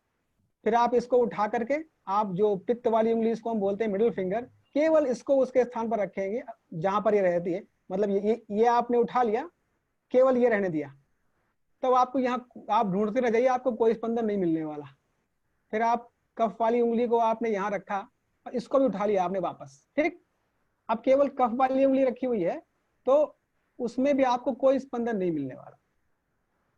यानी कि आपको इन तीनों उंगलियों को जब एक एक करके आप रखेंगे, तो केवल वात वाली उंगली में जो दूसरे नंबर का पॉइंट है उदान वायु का, वहां पर आपको स्पंदन मिलेगा। तो ये एक रोग की चर्चा मैंने आज की है। इसी प्रकार से आगे अवसर मिलेगा तो रोगों की भी विस्तार से चर्चा करेंगे। यहाँ पर मैं एक बात आपको, एक विषय और है थोड़ा सा, एक प्रश्न मेरे मन में, मैं आपको बताऊं कि एक बार मैं एक जगह लेक्चर दे रहा था नाड़ी के ऊपर। तो वहां पर डॉक्टर त्रिपाठी, एक वहां पर डॉक्टर BM त्रिपाठी हैं, उन्होंने मुझसे एक प्रश्न पूछा कि आप वात पित्त कफ की बात कर रहे हैं, क्या जो रोग है जैसे कि मधुमेह है, मधुमेह में शुगर की वैल्यू कितनी बढ़ी हुई है, क्या आप इतना बता सकते हैं, क्या इसको बताया जा सकता है? उस समय तो मेरे पास इसका कोई उत्तर था नहीं, तो मुझे क्या बोलना था, मैं क्या बोलता। खैर, पर जब भी कोई प्रश्न पूछता है तो मुझे बहुत अच्छा लगता है, क्योंकि प्रश्न से दिमाग एक्टिव हो जाता है कि यार इस काम को अगर कोई कर रहा है तो कैसे किया होगा, कैसे किया होगा। तब इस पर मैंने ध्यान दिया। अच्छा, आप इसको कैसे करते हैं इसको मैं थोड़ा सा आपको बताता हूँ। जैसे मान लीजिए कोई भी रोग की नाड़ी देखना आपने सीख लिया, सपोज कीजिए आपने वात रक्त, जिसको हम एलोपैथी में यूरिक एसिड के समकक्ष रखते हैं, तो उसकी नाड़ी देखना आपने सीख लिया। अब नाड़ी की स्पष्टता और नाड़ी का जो बल है, स्पष्टता से मेरा क्या मतलब है? स्पष्टता से मेरा मतलब ये है कि नाड़ी आपको कितनी क्लैरिटी उसमें मिल रही है कि आप बिना किसी बाधा के आप बोल सकते हैं कि नहीं ये वही वाली नाड़ी है, इसमें कोई कंफ्यूजन नहीं। तो जो क्लैरिटी है वो जितनी अच्छी होगी और नाड़ी का बल, उसका फोर्स जो आपकी उंगली पे थ्रॉबिंग स्पंदन मिल रहा है, वो जितना प्रबल होगा, रोग की तीव्रता भी शरीर में उतनी ही प्रबल होगी। अच्छा, इसको शुरुआत में आप ये मत करिए कि हम कितनी वैल्यू बढ़ी है जान लें, ऐसा आप चक्कर में मत पड़िए। लेकिन आप इतना जरूर करिए, कर सकते हैं कि रोग के नाड़ी के बल और नाड़ी की स्पष्टता, इन दोनों को देखते हुए आप नाड़ी को 3 भागों में, आप 3 स्तरों में बांट सकते हैं। मंद नाड़ी, मध्यम नाड़ी और उत्तम नाड़ी। मंद नाड़ी, मध्यम नाड़ी और उत्तम नाड़ी। ये सब धीरे धीरे अभ्यास से हो जाता है, इसमें कोई बहुत अद्भुत बात नहीं है। हाँ, अभ्यास सतत करना होगा, बस इतनी सी बात है। तो जब भी आपको, मान लीजिए आप वात रक्त की नाड़ी देखने में आप एक्सपर्ट हो गए, आपने बहुत से वात रक्त के रोगियों की नाड़ी देख ली, तो उसको देखने के बाद आपको ये पता लग जाता है कि जब वात पित्त कफ के इन भेदों का स्पंदन मिलता है और प्रधान रूप से इस दोष का स्पंदन मिलता है, तब हमको ये पता लग जाता है कि इसको वात रक्त का रोग है। तो जब आप उस नाड़ी पे अपनी महारत हासिल कर लेते हैं, एक्सपर्टीज कर लेते हैं, फिर आप धीरे धीरे आगे बढ़ते हैं। आगे बढ़ते हैं तब आप ये देखते हैं कि नाड़ी का, मान लीजिए आपके पास कोई पेशेंट आया और आपने उसकी नाड़ी देखी, आपको लगे वात रक्त इसको है, उदाहरण के लिए वात रक्त बोल रहा हूँ, और भी कोई रोग हो सकते हैं, तो वात रक्त का रोग उसको है और उसकी नाड़ी की स्पष्टता और बल कितना है। अब तक आप चूंकि एक्सपर्ट हो गए हैं तो आपको पता लग गया होगा कि भाई जब वात रक्त अभी तक मुझे मिला है तो मैक्सिमम जब मिला था तो इतना थ्रॉबिंग, इतना स्पंदन, इतनी क्लैरिटी मुझे मिलती थी उसमें। तो आप उसकी नाड़ी देखिए और महसूस कीजिए कि उसका बल और उसकी स्पष्टता हम किस कोटि में रख सकते हैं। मंद की कोटि में रखेंगे, मध्य की कोटि में रखेंगे, या फिर उत्तम की कोटि में रखेंगे। तो आप ये मानकर चलेंगे कि अगर किसी का वात रक्त उदाहरण के लिए है, नाड़ी मंद चल रही है, तो अभी उसका वात रक्त की जो बायोकेमिकल वैल्यूज है बहुत थोड़ी बड़ी होंगी। अगर मध्य है तो थोड़ी ज्यादा बड़ी होंगी, और उत्तम है तो ज्यादा उसको लक्षण भी मिल सकते हैं और बायोकेमिकल वैल्यूज भी उसकी बढ़ी हुई, जब आप लैब में जांच कराएंगे तो बढ़ी हुई मिल सकती है उसकी। तो ये एक तरीका था, पर मैं आपको बिल्कुल पूरी ईमानदारी से बताऊंगा कि ऐसा, मेरे पास कई रोगी ऐसे हैं जिनको मैं नाड़ी देख करके मैं जान चुका हूं कि भाई इनका शुगर लगभग इस रेंज में बढ़ा होगा। भाई किसी को उत्तम उसका जो बल है और क्लैरिटी उत्तम मिल रही है, स्पष्टता, तो मैं बोलता हूँ कि भाई लगभग 250 से 250 से ऊपर होगा। इस तरीके से हर आदमी अपना अपना क्राइटेरिया बना लेता है, आप भी बना सकते हैं। लेकिन आज भी ऐसा नहीं है कि मैं, कोई भी रोगी मेरे पास आए मैं सबकी बायोकेमिकल वैल्यूज बता पाता हूँ, ऐसा नहीं है। अभी इसके लिए मैं अभ्यास कर रहा हूँ और कोशिश करूंगा धीरे धीरे मुझे अनुभव प्राप्त हो और इसका इस्तेमाल मैं कर सकूं। लेकिन हाँ, जो अभी तक का मेरा अनुभव रहा है वो हम नाड़ी की स्पष्टता और बल को 3 हिस्सों में बांटें, 3 स्तरों में, तब हम ये बता सकते हैं कि इसका रोग लगभग कितना बड़ा हुआ है। यानी इसको अगर हम बायोकेमिकल वैल्यूज वाले इस प्रकरण को हम समराइज करना चाहें तो सिर्फ इतनी बात है कि नाड़ी का बल और नाड़ी की स्पष्टता ये बताती है कि रोग व्यक्ति के शरीर में कितनी अधिक प्रमाण में बढ़ा हुआ है। अच्छा, अब इसमें कई बार ऐसा होता है कि कुछ लोगों की नाड़ी का स्वाभाविक बल थोड़ा कम होता है, कुछ लोगों की नाड़ी का स्वाभाविक बल थोड़ा अधिक होता है। ऐसे में जो मेरा अनुभव है, ऐसे में जो मेरे पेशेंट मेरे पास पहले से आते रहते हैं, उनकी नाड़ी के बल को मैं पहचानता हूं कि इसकी स्वाभाविक बल कितना रहता है, तो उनके लिए मेरे लिए बता पाना आसान होता है कि आपका यूरिक एसिड लगभग किस रेंज में बढ़ा होगा। लेकिन कोई रोगी पहली ही बार मेरे पास आए, फर्स्ट टाइम, तो मेरे लिए बता पाना बहुत मुश्किल होता है कि उसका ब्लड शुगर लेवल कितना बढ़ा होगा। हाँ, इतना मैं बता सकता हूं कि उसको शुगर है, मधुमेह है। अच्छा, इसके साथ साथ में एक बिंदु मैं आपको और बताऊंगा कि हाँ, कि जैसे कि हमने उसको बताया कि मधुमेह है। अब इसमें कई बार क्या होता है कि रोगी हमारे पास आते हैं और आते ही वो आपसे पूछने लग जाते हैं कि मुझे कितना शुगर बढ़ा हुआ है, कितना वो बढ़ा हुआ है। तो उसमें उनकी अपेक्षाओं को ध्यान में रखते हुए आप उनको ईमानदारी से अपनी बात को बता सकते हैं कि भाई अभी मैं नहीं बता सकता, अभी आपको ये रोग तो है परंतु इसकी जांच आपको करानी पड़ेगी। तो शुरू में कई बार दिक्कतें आती हैं। पता चला मैंने कुछ रोगियों को बता दिया कि भाई आपका बिल्कुल इतना इतना बढ़ा हुआ है, तो मेरे सारे रोगी मुझसे अपेक्षा करने लगे कि मेरा कितना बढ़ा हुआ है। तो ठीक है, जो मेरे पास पहले से आते हैं उनका तो मैं बता पा रहा था, लेकिन प्रत्येक रोगी का बताना शुरुआत में थोड़ा मुश्किल होता है। कोई बात नहीं, आप इसको अपना अभ्यास में लीजिए, आगे बढ़ाइए और इस तरह से इसको आप कीजिए। अब यहाँ तक का विषय मेरा हो गया है। एक रोग के बारे में मैंने अभी चर्चा करी है, बाकी आगे की चर्चा करेंगे तो फिर बहुत समय लगेगा और फिर कभी इसकी चर्चा जैसा कि हमारे आदरणीय संजय छाजेड़ जी बताएंगे तो फिर इसको आगे कंटिन्यू करेंगे।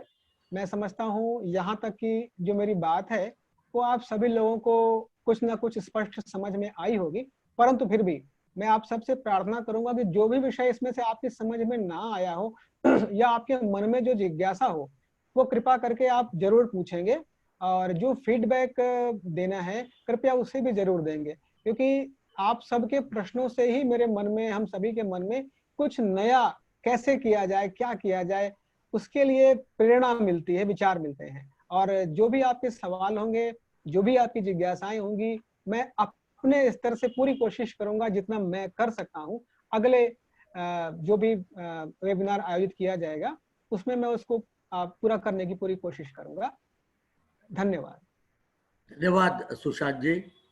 आपने शुरुआत में कहा था कि 4 चीजों की तरफ आपका ध्यान गया था जी। 4 चीजों में दोषों के बारे में आपने बताया, दोषों के प्रकारों के बारे में बताया, एक रोग के बारे में बताया। और मैं ये समझता हूँ कि अगर हम आपके 25, 23, 24 जो भी रोग आप जान चुके हैं उसके बारे में विस्तार से जानना है तो हम एक निश्चित रूप से अलग एक रोग के ऊपर आपका नाड़ी परीक्षा का वेबिनार जल्दी ही आयोजित करेंगे। परंतु एक चीज, आप समय की मर्यादा नहीं है, पहली बात। दूसरी, हम आपसे ये चाहते, जैसा आपने कहा कि आहार लेने के बाद 1 मुहूर्त तक उसको जो पदार्थ खाया होगा उसकी नाड़ी मिलती है, तो थोड़ा प्रकाश अगर इस पे आप डालेंगे कि क्या खाने पर आपको नाड़ी में क्या मिलता है, तो बहुत बार रुग्णों को अगर ये बता दिया जाए, मैं तो नाड़ी परीक्षा बहुत वर्षों से सिखाता आया हूँ, तो ये चीज हमें हमेशा मालूम पड़ती है कि रुग्ण को अगर ये बताया जाए कि तुम अभी ये खा के आए हो, ये बड़ा लोगों को चमत्कार जैसे लगता है, क्योंकि तो बिल्कुल शास्त्रीय है। तो क्या आप उसमें थोड़ा प्रकाश डाल सकेंगे? जी, मैं प्रयास करता हूं उसके लिए, प्लीज। हाँ, देखिए, मैं सबसे पहले एक बात मैं कहना चाहूंगा। हमारे वरिष्ठ हैं संजय जी, आपने प्रश्न पूछा है, तो सबसे पहली बात जो मैं कहना चाहूंगा कि मैं एक अकेला व्यक्ति हूँ जो अपने प्रयास से जितना मैंने अनुभव पाया है उसको मैं आगे बढ़ा रहा हूँ। और एक अकेला व्यक्ति के पास समय सीमित होता है। अगर मैं आपकी बात पे अभी डिस्कस थोड़ा जो है थोड़ा डिस्कस करूंगा, लेकिन यह है कि मैं जो कहना चाह रहा हूँ वो ये है कि जो सिस्टम एक मैंने अपने अभ्यास से एक डेवलप किया है, या कह लीजिए जो मुझे अनुभव में आया है, मैं ये चाहता हूं कि इस सिस्टम को, यानी कि जो ये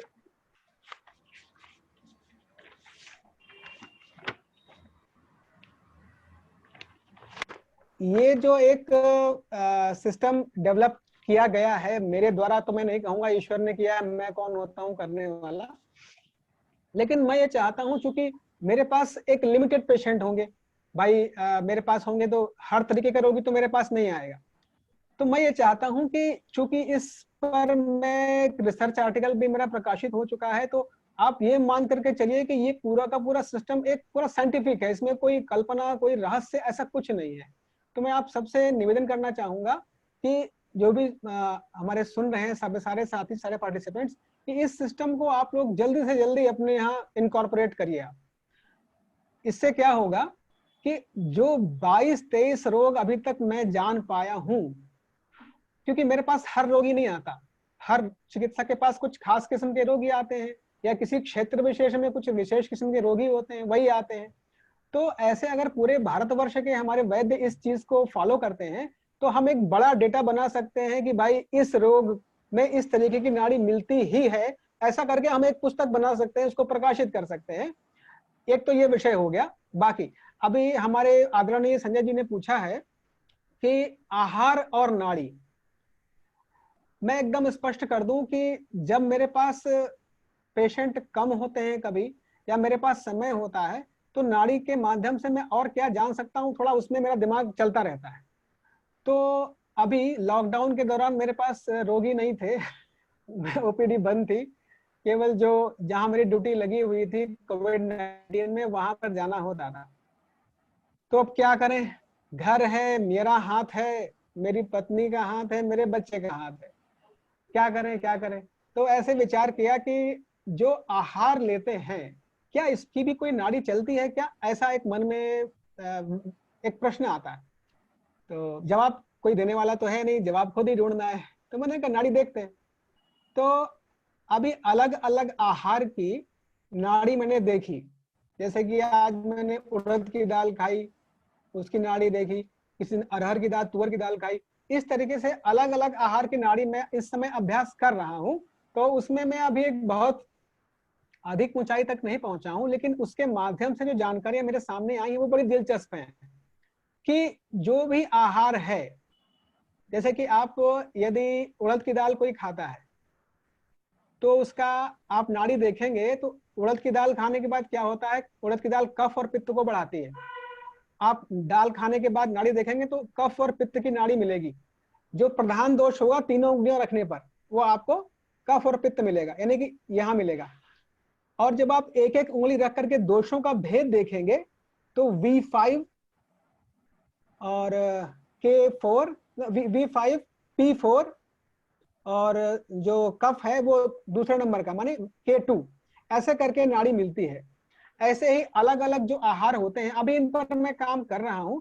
अभी कुछ आहारों का हो गया, पर मेरी आदत है कि जब तक मैं खूब अच्छे से ठोक बजा के कार्यक्रम का अभ्यास नहीं कर लेता हूं अच्छे से, तब तक मेरा बताने का मुझे मजा नहीं आता है। इसलिए हमारे आदरणीय, हमारे वरिष्ठ वैद्य जी ने पूछा तो है, लेकिन मैं अभी इतना ही बताने की स्थिति में हूँ, क्योंकि अभी कुछ और नाड़ियां भी आहार की देखी तो हैं, पर जब तक मैं उसको एकदम कम से कम 15-20 बार एकदम पुख्ता ना कर लूं, तब तक मुझे बताने में मजा नहीं आता। और कोई बात नहीं है। बाकी आपने पूछा है तो जब भी आप चाहेंगे मैं आपको, अभी जो आधा अधूरा मेरे पास डेटा है मैं आपको दे दूंगा शुक्रिया, धन्यवाद। बहुत बहुत आनंद आया आपसे बात करते हुए। मैं सुधा जी को विनती करूंगा कि जो प्रश्न है जो हमारे लोगों ने पूछे हैं, कुछ प्रश्न चार्ट में आए हैं और कुछ प्रश्न क्वेश्चन आंसर्स में है, उनके बारे में आप वैद्य से पूछ सकती है। और एक रोगों के बारे में मैं पहले कह दूं कि रोगों के बारे में जो नाड़ी के आप वैद्य से सुनना चाहते हैं, हम एक पूरा अलग वेबिनार सिर्फ रोगों के बारे में लेंगे, जो भी वो 25 रोग बताते हैं जिनके बिंदु उनके पास स्पष्ट रूप में है। जैसे उन्होंने हाइपोथायराइडिज्म का बताया, वैसे ही डायबिटीज और भी बाकी बीमारियों के जो बिंदु उनके पास है, उसके लिए एक अलग से पूरा वेबिनार सुशांत जी का रोग निदान के प्रति हम जरूर लेंगे। और आशा करते हैं उसके पहले या उसके बाद में कभी एक बार आहार का भी लेने का प्रयास कर सकेंगे। तपन जी अपना कमेंट दे, उसके पहले जो भी प्रश्न हो सुधा जी प्लीज आप सुशांत जी से पूछ लीजिएगा। जी सर, नमस्कार, थैंक यू सर। पहला प्रश्न है तेजस्विनी बुचाड़े जी का, बट आई थिंक वो ऑलरेडी आंसर हो चुका होगा। Sir please show last pic again, you were already showing the pics again and again of the doshas, so I think that is already.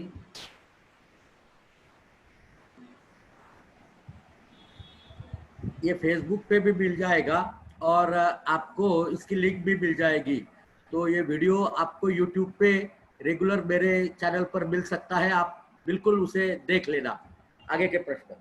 Sir next question है मीनल लाड जी का, how can we identify more than one dosha involvement in vyadhi samprapti, example madhumeh, to you sir. देखिए कितना मैं इनके प्रश्न को समझ पाया हूं, संभवतः ये पूछना चाह रहे हैं कि अगर किसी व्यक्ति को 2 व्याधियां हैं, एक से अधिक व्याधि है, जैसे कि उन्होंने मधुमेह का नाम लिया, तो अगर एक से अधिक किसी को व्याधियां हैं तो नाड़ी कैसी मिलेगी, ये सवाल मन में आना ही चाहिए।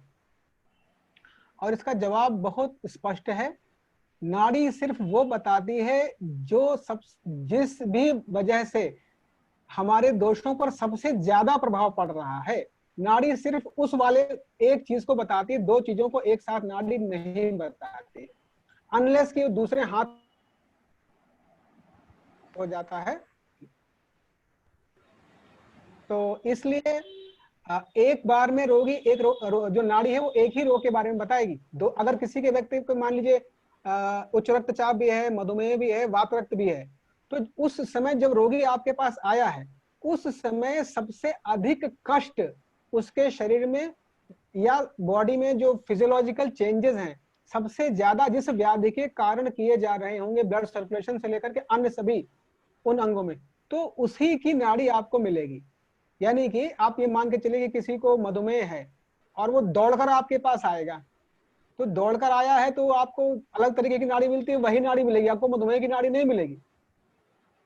तो इसलिए जो व्याधि सबसे ज्यादा व्यक्ति के शरीर को कष्ट दे रही है, उसी की नाड़ी मिलेगी, ये बात आप समझ लीजिए जी। Sir, next question is from Dr. Aditi Mahatre. If we get any pulsations, example at index finger at Pran Sthan, then it is the dushti of Pranvayu? हाँ, ये बहुत अच्छा प्रश्न पूछा है।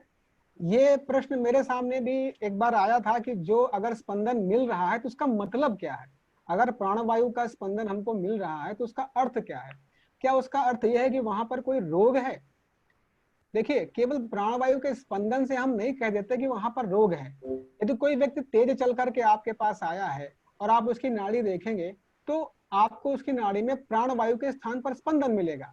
ऐसे ही यदि प्रातः काल उठें और शौच जाने के पहले ही आप अगर नाड़ी देखेंगे तो आपको वात की नाड़ी में स्पंदन आपको अपान वायु के स्थान पर मिलेगा। तो आप अभी फ्रेश होने नहीं गए, इसलिए अपान वायु के स्थान पर स्पंदन मिला। इसका अर्थ ये हुआ कि अगर कोई अभी फ्रेश होने नहीं गया है, मल त्याग के लिए नहीं गया है, इसका मतलब वो कोई रोगी व्यक्ति है, ऐसा नहीं है।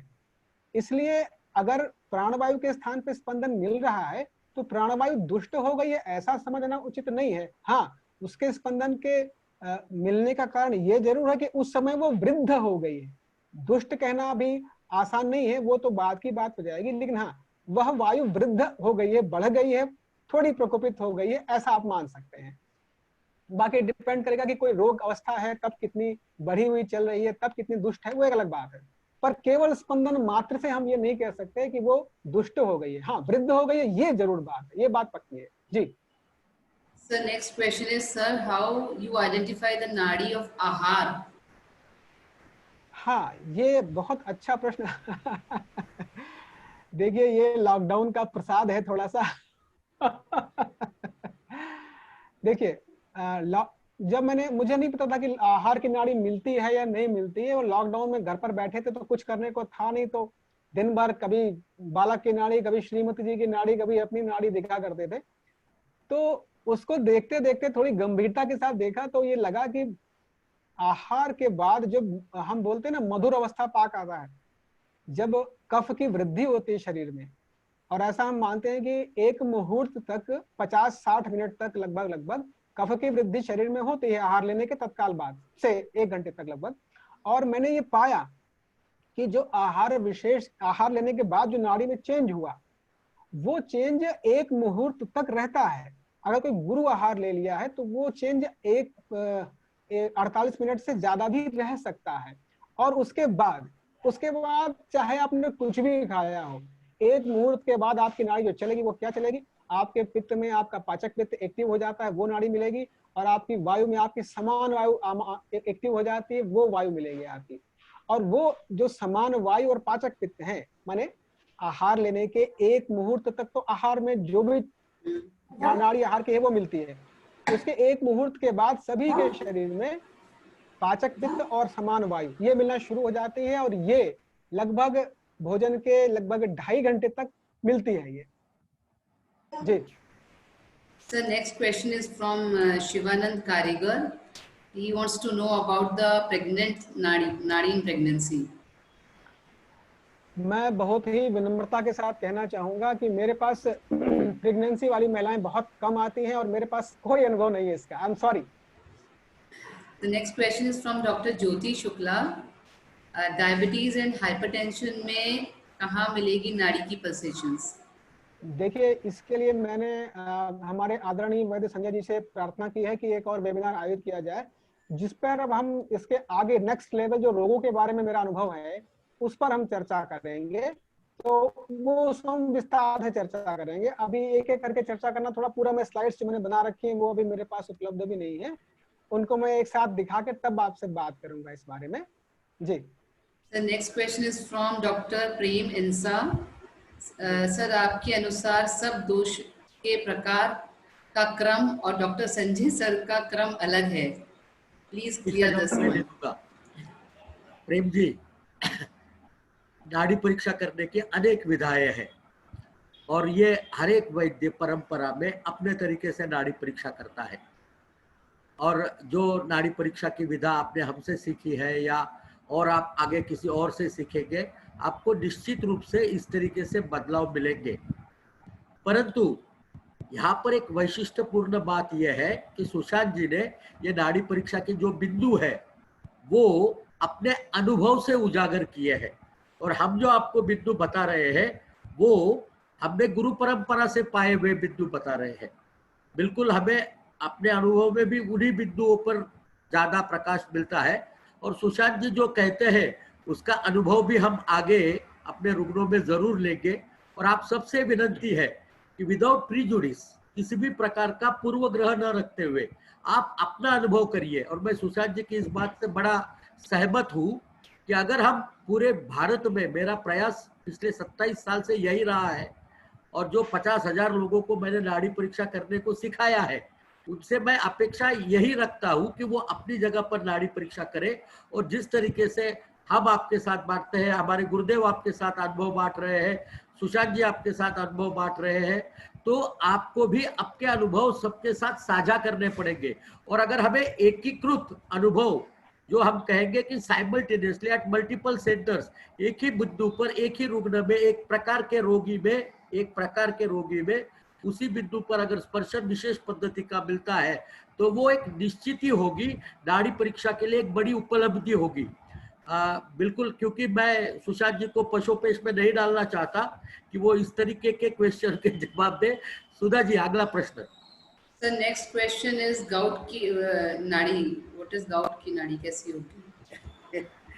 जी, मैं समझ रहा हूँ कि यहाँ तक जब हम यहाँ तक पहुंच गए हैं तब इसका नेक्स्ट लेवल तो रोग ही होता है।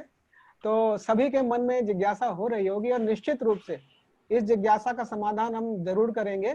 जो भी जितने भी रोग मुझे एटलीस्ट पता है वो आप सबको बताऊंगा। वैद्य समाज को तो कम से कम सबको बताना ही चाहिए।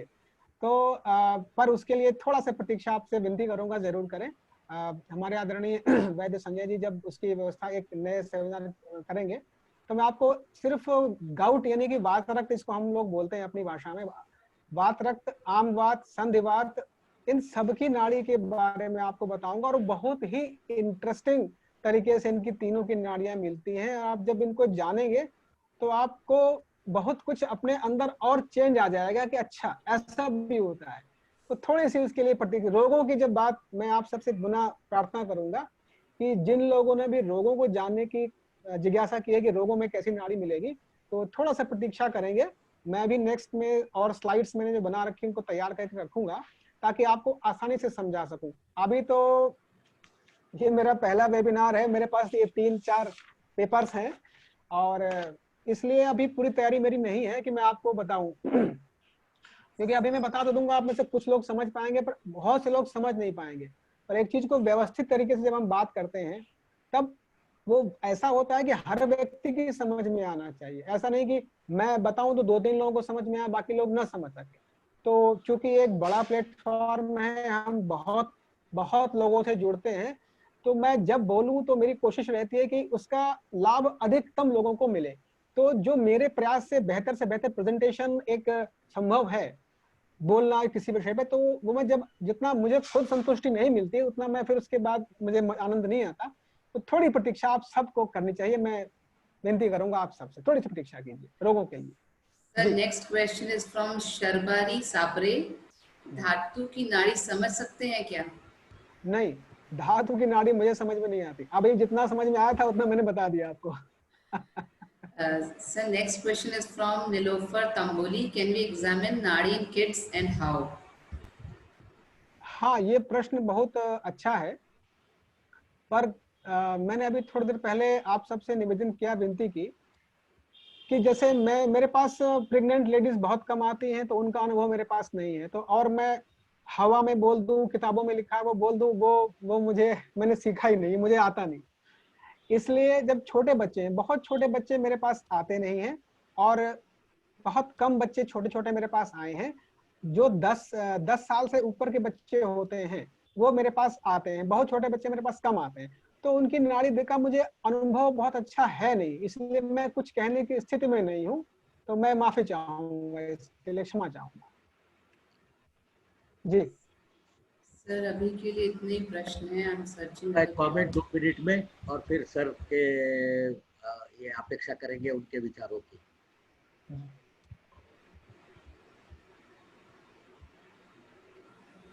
सुधा जी, आप कुछ कहना चाहेंगी?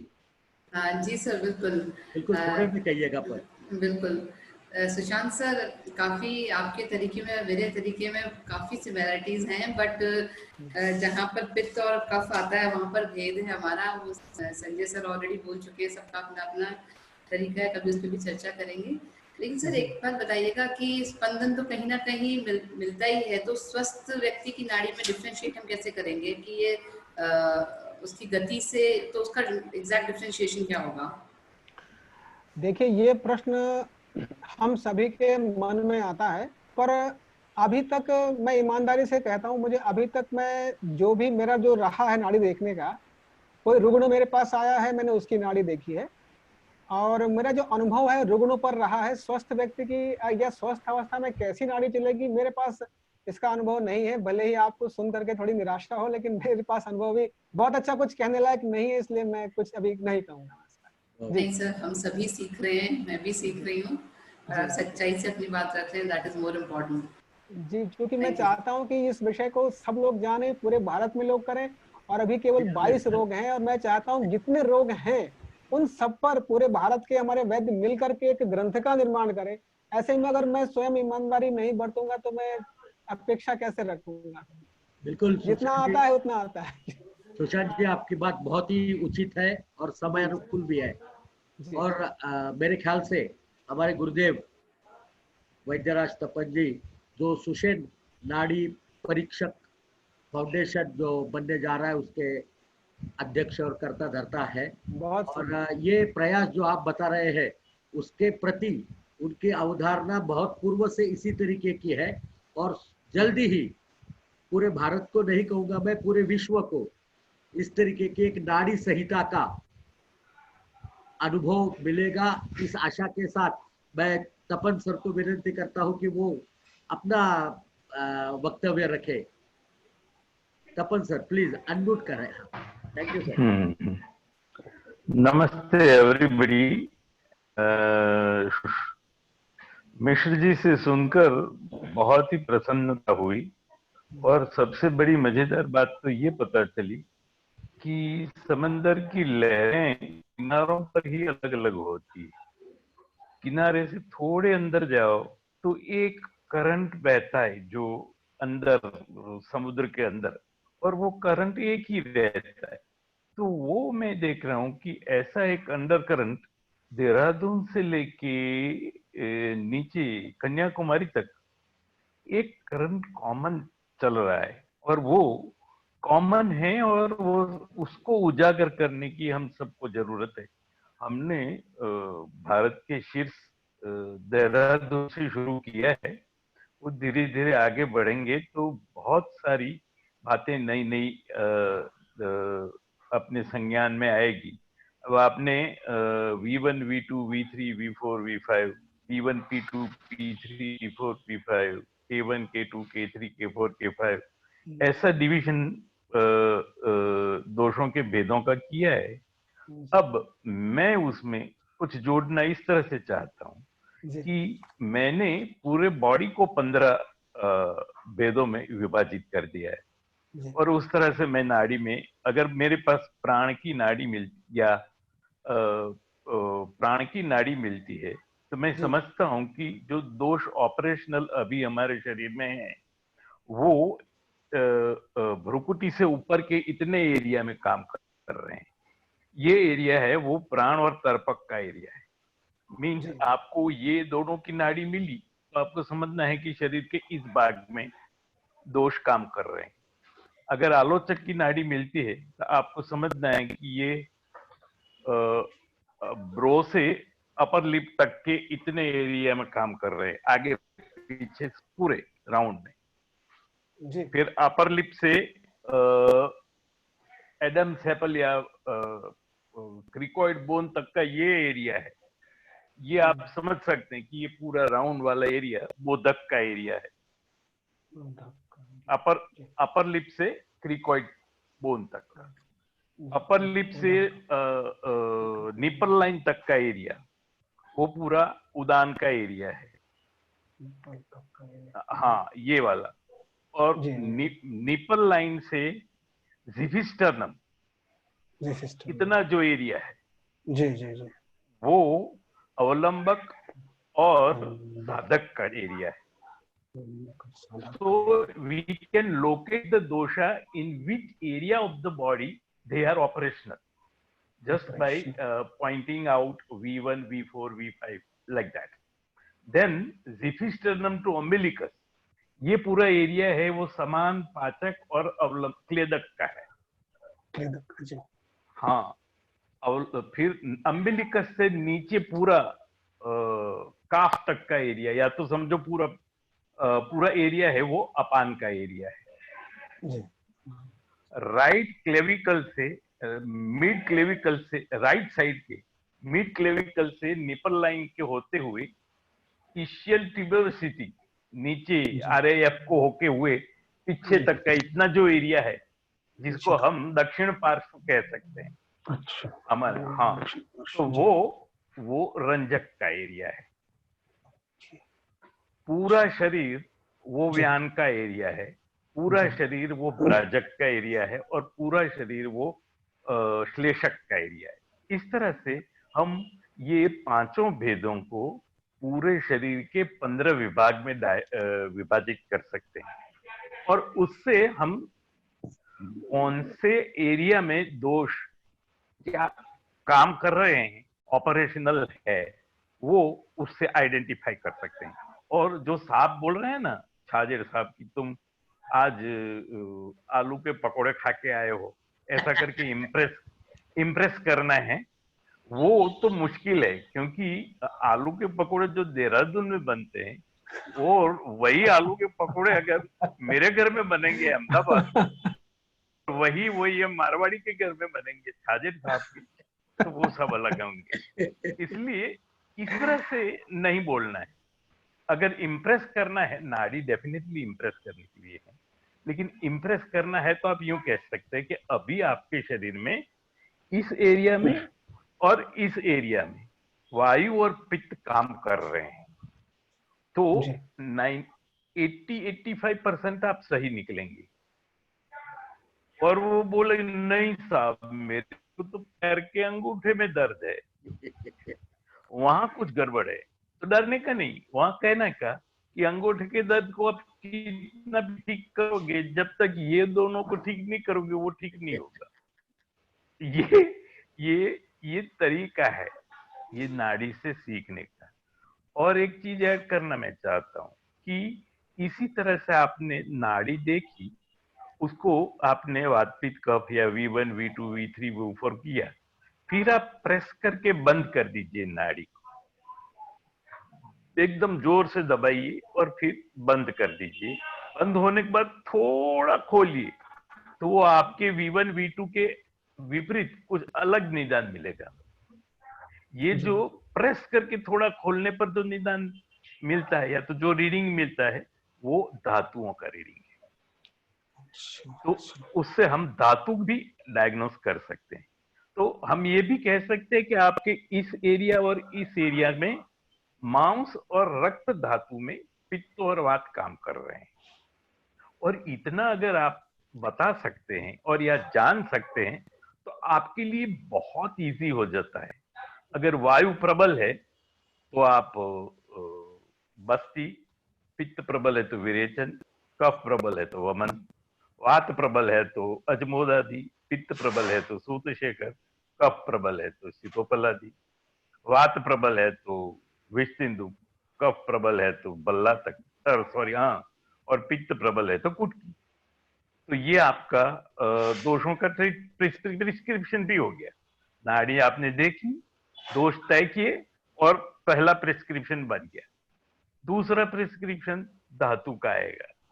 धातु आपने देखा कि रस की नाड़ी मिल रही है, मीन्स रस प्रदोष जानाम विकारणम लंघनम परम औषधम। तो लंघन आप शुरू करवाइए, पेशेंट को लंघन सजेस्ट कर सकते हैं।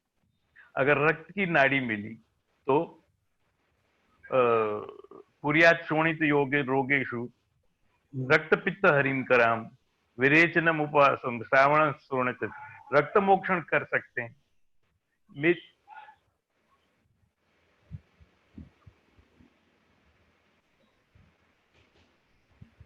सर से थोड़ा पूरा संपर्क की राह देखते हैं। और बिल्कुल यानी आप समझिए कि नाड़ी परीक्षा आपको कहाँ तक ले जाती है। सिर्फ दोषों के निदान से लेकर आपको सबदोषा निदान से लेकर व्याधि के लोकेशन से लेकर व्याधि के ध्यान के साथ आपको चिकित्सा भी क्या करनी है, अवयव कौन से इन्वॉल्व है और किस प्रकार से आपको प्रयास करना है, ये सब आप नाड़ी के माध्यम से जान सकते हैं। Please continue sir.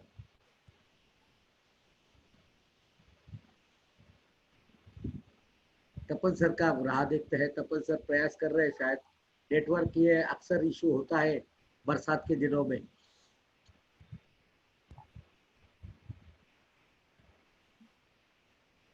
और मैं अपने अनुभव से कहता हूँ कि नाड़ी परीक्षा करना ये सबसे आसान चीज है। जो सुशांत जी ने कहा, 3 उंगलियां आपके पास है, आपको अगर प्रैक्टिस करनी है, रुकने को नहीं बताना है कुछ भी, तो अपनी खुद की नाड़ी देखिए, दिन में 25, 30, 40 बार देखिए।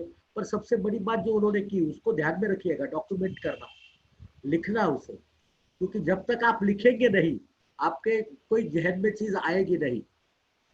Sir please continue. हाँ, तो इस सुनाई दे रहा है? हाँ जी बिल्कुल आ गया। तो इस तरह से आप हर एक धातु के उपक्रम को भी एडजस्ट कर सकते हैं। अब महाराष्ट्र की परंपरा में उपधातु धातुओं के लिए भी पाचक दिए गए हैं। मैं उसको बल बोलता हूँ, रस बल, रक्त बल। ये पाचक भी यूज कर सकते हैं। रस की नाड़ी मिली, व्यान की नाड़ी मिली, या तो वायु की नाड़ी मिली, तो वायु के लिए आप अजमोदादि दीजिए, रक्त के लिए रक्तपाचक या रक्त बल दीजिए। और इस तरह से आप दोष की, धातु की और अग्नि की। अग्नि के लिए भी नाड़ी देखी जा सकती है। भूखी नाड़ी, अब आप कहे सुबह आओ या 2.5 घंटे के बाद आओ। अब रात को 2:30 बजे किसी को दिल का दौरा पड़ गया, उसको देखने जाना है, और फिर बोलो नहीं कल सुबह 7 बजे आना, खाली पेट आना। नहीं भाई, वो तो जहां जैसी जो नाड़ी मिली वहां वैसे लड़ने का। ये बिल्कुल लड़ाई है और युद्ध है, अपने आप में लड़ना होता है, कोई साथ में नहीं होता। इसलिए उस वक्त हमको जो नाड़ी मिली, जो दिखी, जो अंदर से पूर्णा हुई, वो उसका निदान और उसकी चिकित्सा होती है। साफ सीधी बात है। और ये अंदर से प्रेरणा हो, अंदर से धक्का आए। जैसे मिश्र जी हैं, वो बिल्कुल एकलव्य की तरह अपने ही धक्के से, वो बात उनको पता नहीं है, वो मैं आज खास बताना चाहता हूँ। मिश्र जी, आपके अंदर प्रत्यक्ष हो रहा है तदात्व बुद्धि।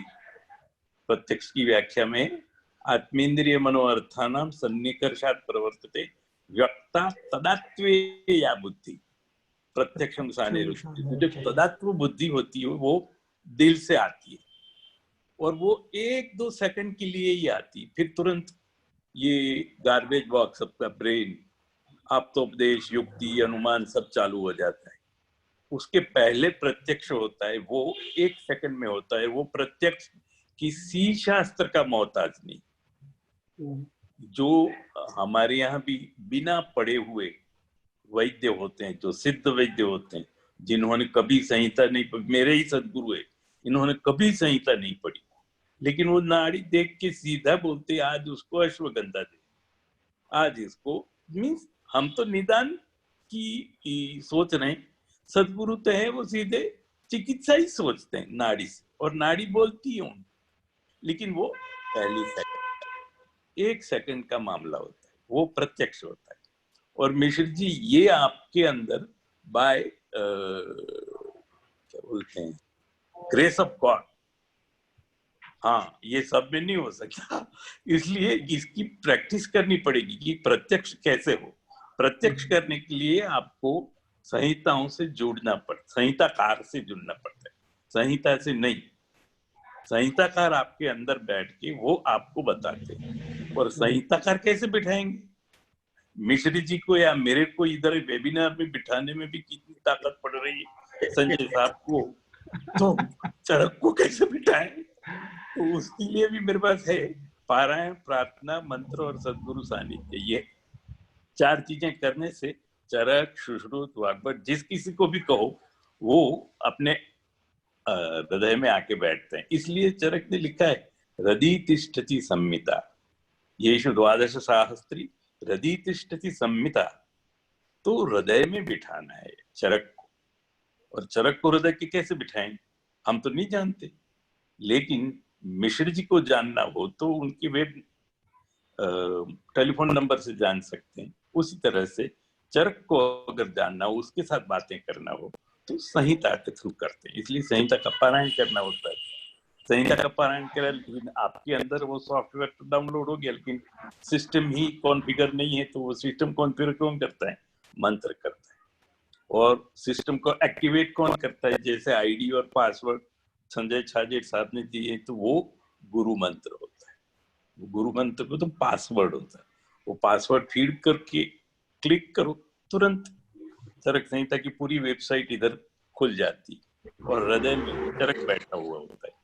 तो let Charak and the Samhita we have downloaded in our hard disk, diagnose and treat the patient. हम बीच में क्यों आए? जब चरक की नाड़ी से जब देख रहा हो, तो ये 3 उंगलियां सही में USG है, इसमें से मंत्र अंदर जाता है, पूरे शरीर में घूम के कहाँ कहाँ क्या क्या गड़बड़ है उसके रिकॉर्ड लेके वापस आता है। जैसे यूएसजी के वो वाइब्रेशन या तो वो उसके वही होते हैं ना, वो टकरा के वापस आते हैं, तो उसका एनालिसिस करते हैं। उसी तरह से मंत्र अंदर जाके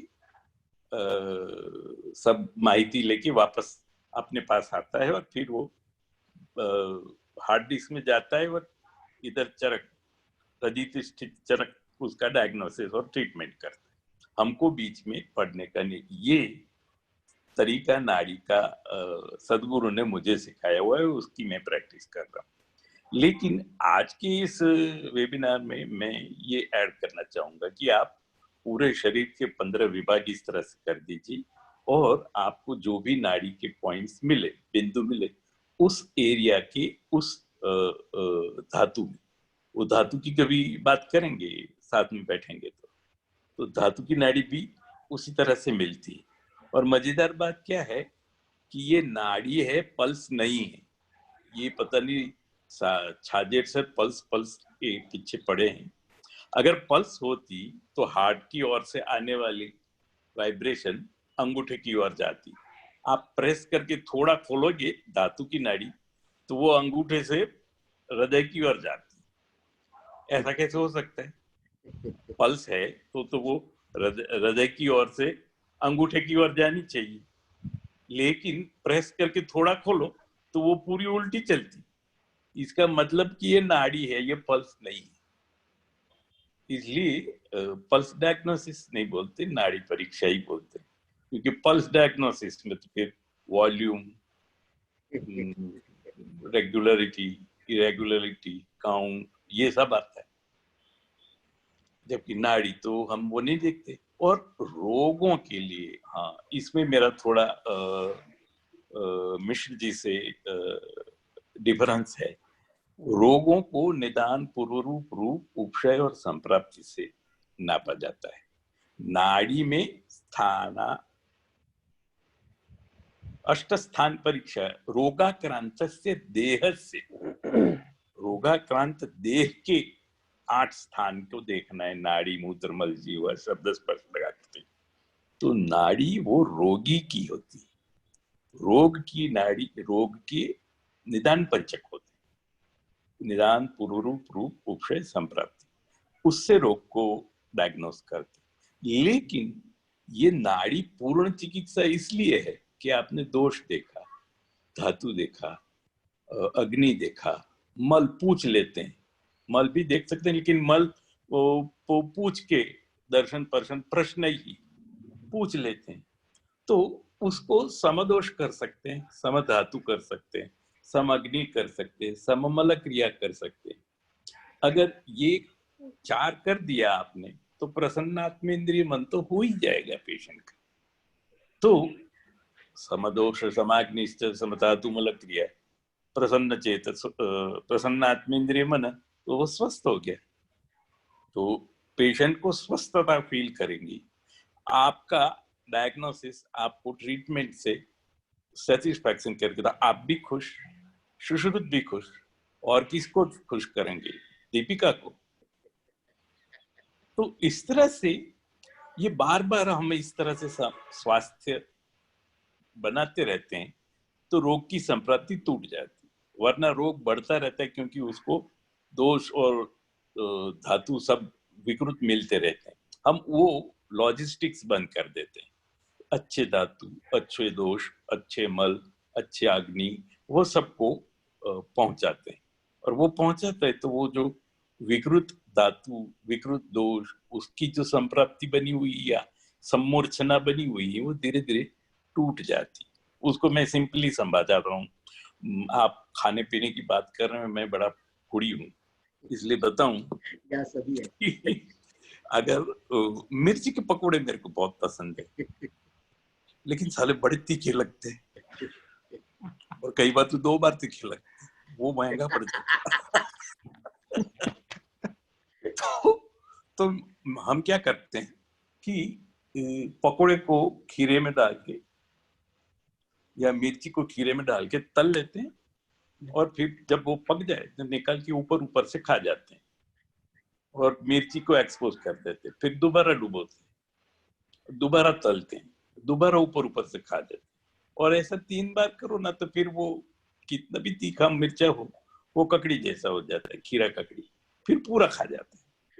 उसी तरह से अगर बार बार समदोष, समाग्नि, समधातु, मल क्रिया करते रहो ना, तो वो व्याधि की जो सम्मूर्छना है ना, वो भी खीरा ककड़ी जैसी हो जाती। फिर एक आध बार सूर्यशेखर मारा, एक आध बार सुदर्शन मारा, एक आध बार त्रिभुवन कीर्ति मारा, तो वो पूरा धड़ाम से गिर के पूरा व्याधि खत्म हो जाता है। तो ये मेरी समझ और मेरे तरीके, इस तरह से मैं नाड़ी से ही निरा। और हाँ, मैंने एक जिद 15 साल से ले रखी है कि नाड़ी से ही जितनी समझ आएगी उतना मैं काम करूंगा। कोई भी कुछ भी यूज नहीं करना है। पेशेंट अगर रिपोर्ट आपको दिखाता है तो वो बोलेंगे कि रिपोर्ट ठीक मैं नहीं करता, मैं आपको ठीक करता हूँ, आपका इस मिनट का मैं रिपोर्ट लेता हूँ। ये जो आप मुझे रिपोर्ट फाइल दिखा रहे हो तो 2018 के हीमोग्लोबिन को मैं क्या चाटूंगा? मुझे तो इस वक्त आपके शरीर में क्या चल रहा है इसी मिनट का ताजा से ताजा रिपोर्ट और उसकी ट्रीटमेंट करना। ये these are the words that you should use to impress the patient। और उससे फायदा क्या होता है? अगर आप फाइल नहीं देखते ना तो दूसरी बार वो फाइल लेके ही नहीं आता। और वरना होता क्या है कि ओ आपका TSH बढ़ा हुआ है, तो फिर दूसरी बार वो आके बोले कि साहब वो TSH तो कम नहीं हुआ। जब आप TSH देखते ही नहीं, वात पित्त ही देखते हैं। और फिर वो एक मजेदार बात है कि कोई भी आयुर्वेदिक ट्रीटमेंट करो, बुद्धू से बुद्धू आदमी भी आयुर्वेदिक ट्रीटमेंट करता है ना, तो 15 दिन में धातु साम्य के लक्षण मिल ही जाते हैं। और धातु साम्य के लक्षण क्या है जो हम रूटीनली देखते हैं? क्षुधा, निद्रा, मुप्र, मप्र। मैं थोड़ी मजाक में बोलता हूँ, bowel, appetite, micturition and sleep, BAMS। तो हम हर एक पेशेंट का अगर BAMS ठीक कर देना तो वो बहुत खुश हो जाता है। इंडिया में अगर किसी पेशेंट को पेट साफ आ जाए, पेशाब हो जाए, नींद आ जाए और भूख खुल जाए तो सेंस ऑफ वेल बीइंग अपने आप बनना जाता है। और वो पेशेंट बोलता है हाँ दवा लागू पड़ गई, अब कोई चिंता नहीं, वैद्य नाड़ पकड़ ली। ये सब प्रिविलेजेस हैं हमारी आयुर्वेद के वैद्यों की, और उसको हमें एक्सप्लोर करना चाहिए, उसको हमें यूज करना चाहिए। और मिश्र जी ने अकेले अपने हाथों से इतना सारा कुरेद के निकाल लिया है, वो अपने आप में उनकी वो गवेषणात्मक वृत्ति, इंट्यूटिव या इन्वेस्टिगेटिव नेचर का परिचायक है। और बहुत ही अच्छा लग रहा है कि इतनी दूर सुदूर पे रह के भी वो इतना अच्छा काम कर लिया है, कर पाए हैं। और मजेदार सबसे बड़ी नाड़ी वैद्य के लिए यही है कि वो दूसरों को बताने के लिए इंटरेस्टेड है। मुश्किल बहुत कम अभी तक मैंने बहुत मुश्किल झेली है। वैद्य जो निष्णात होते हैं वो बताने को, वो तो बहुत मेहनत करनी पड़ती है, पापड़ बेलने पड़ते हैं 3-3, 4-4 साल का।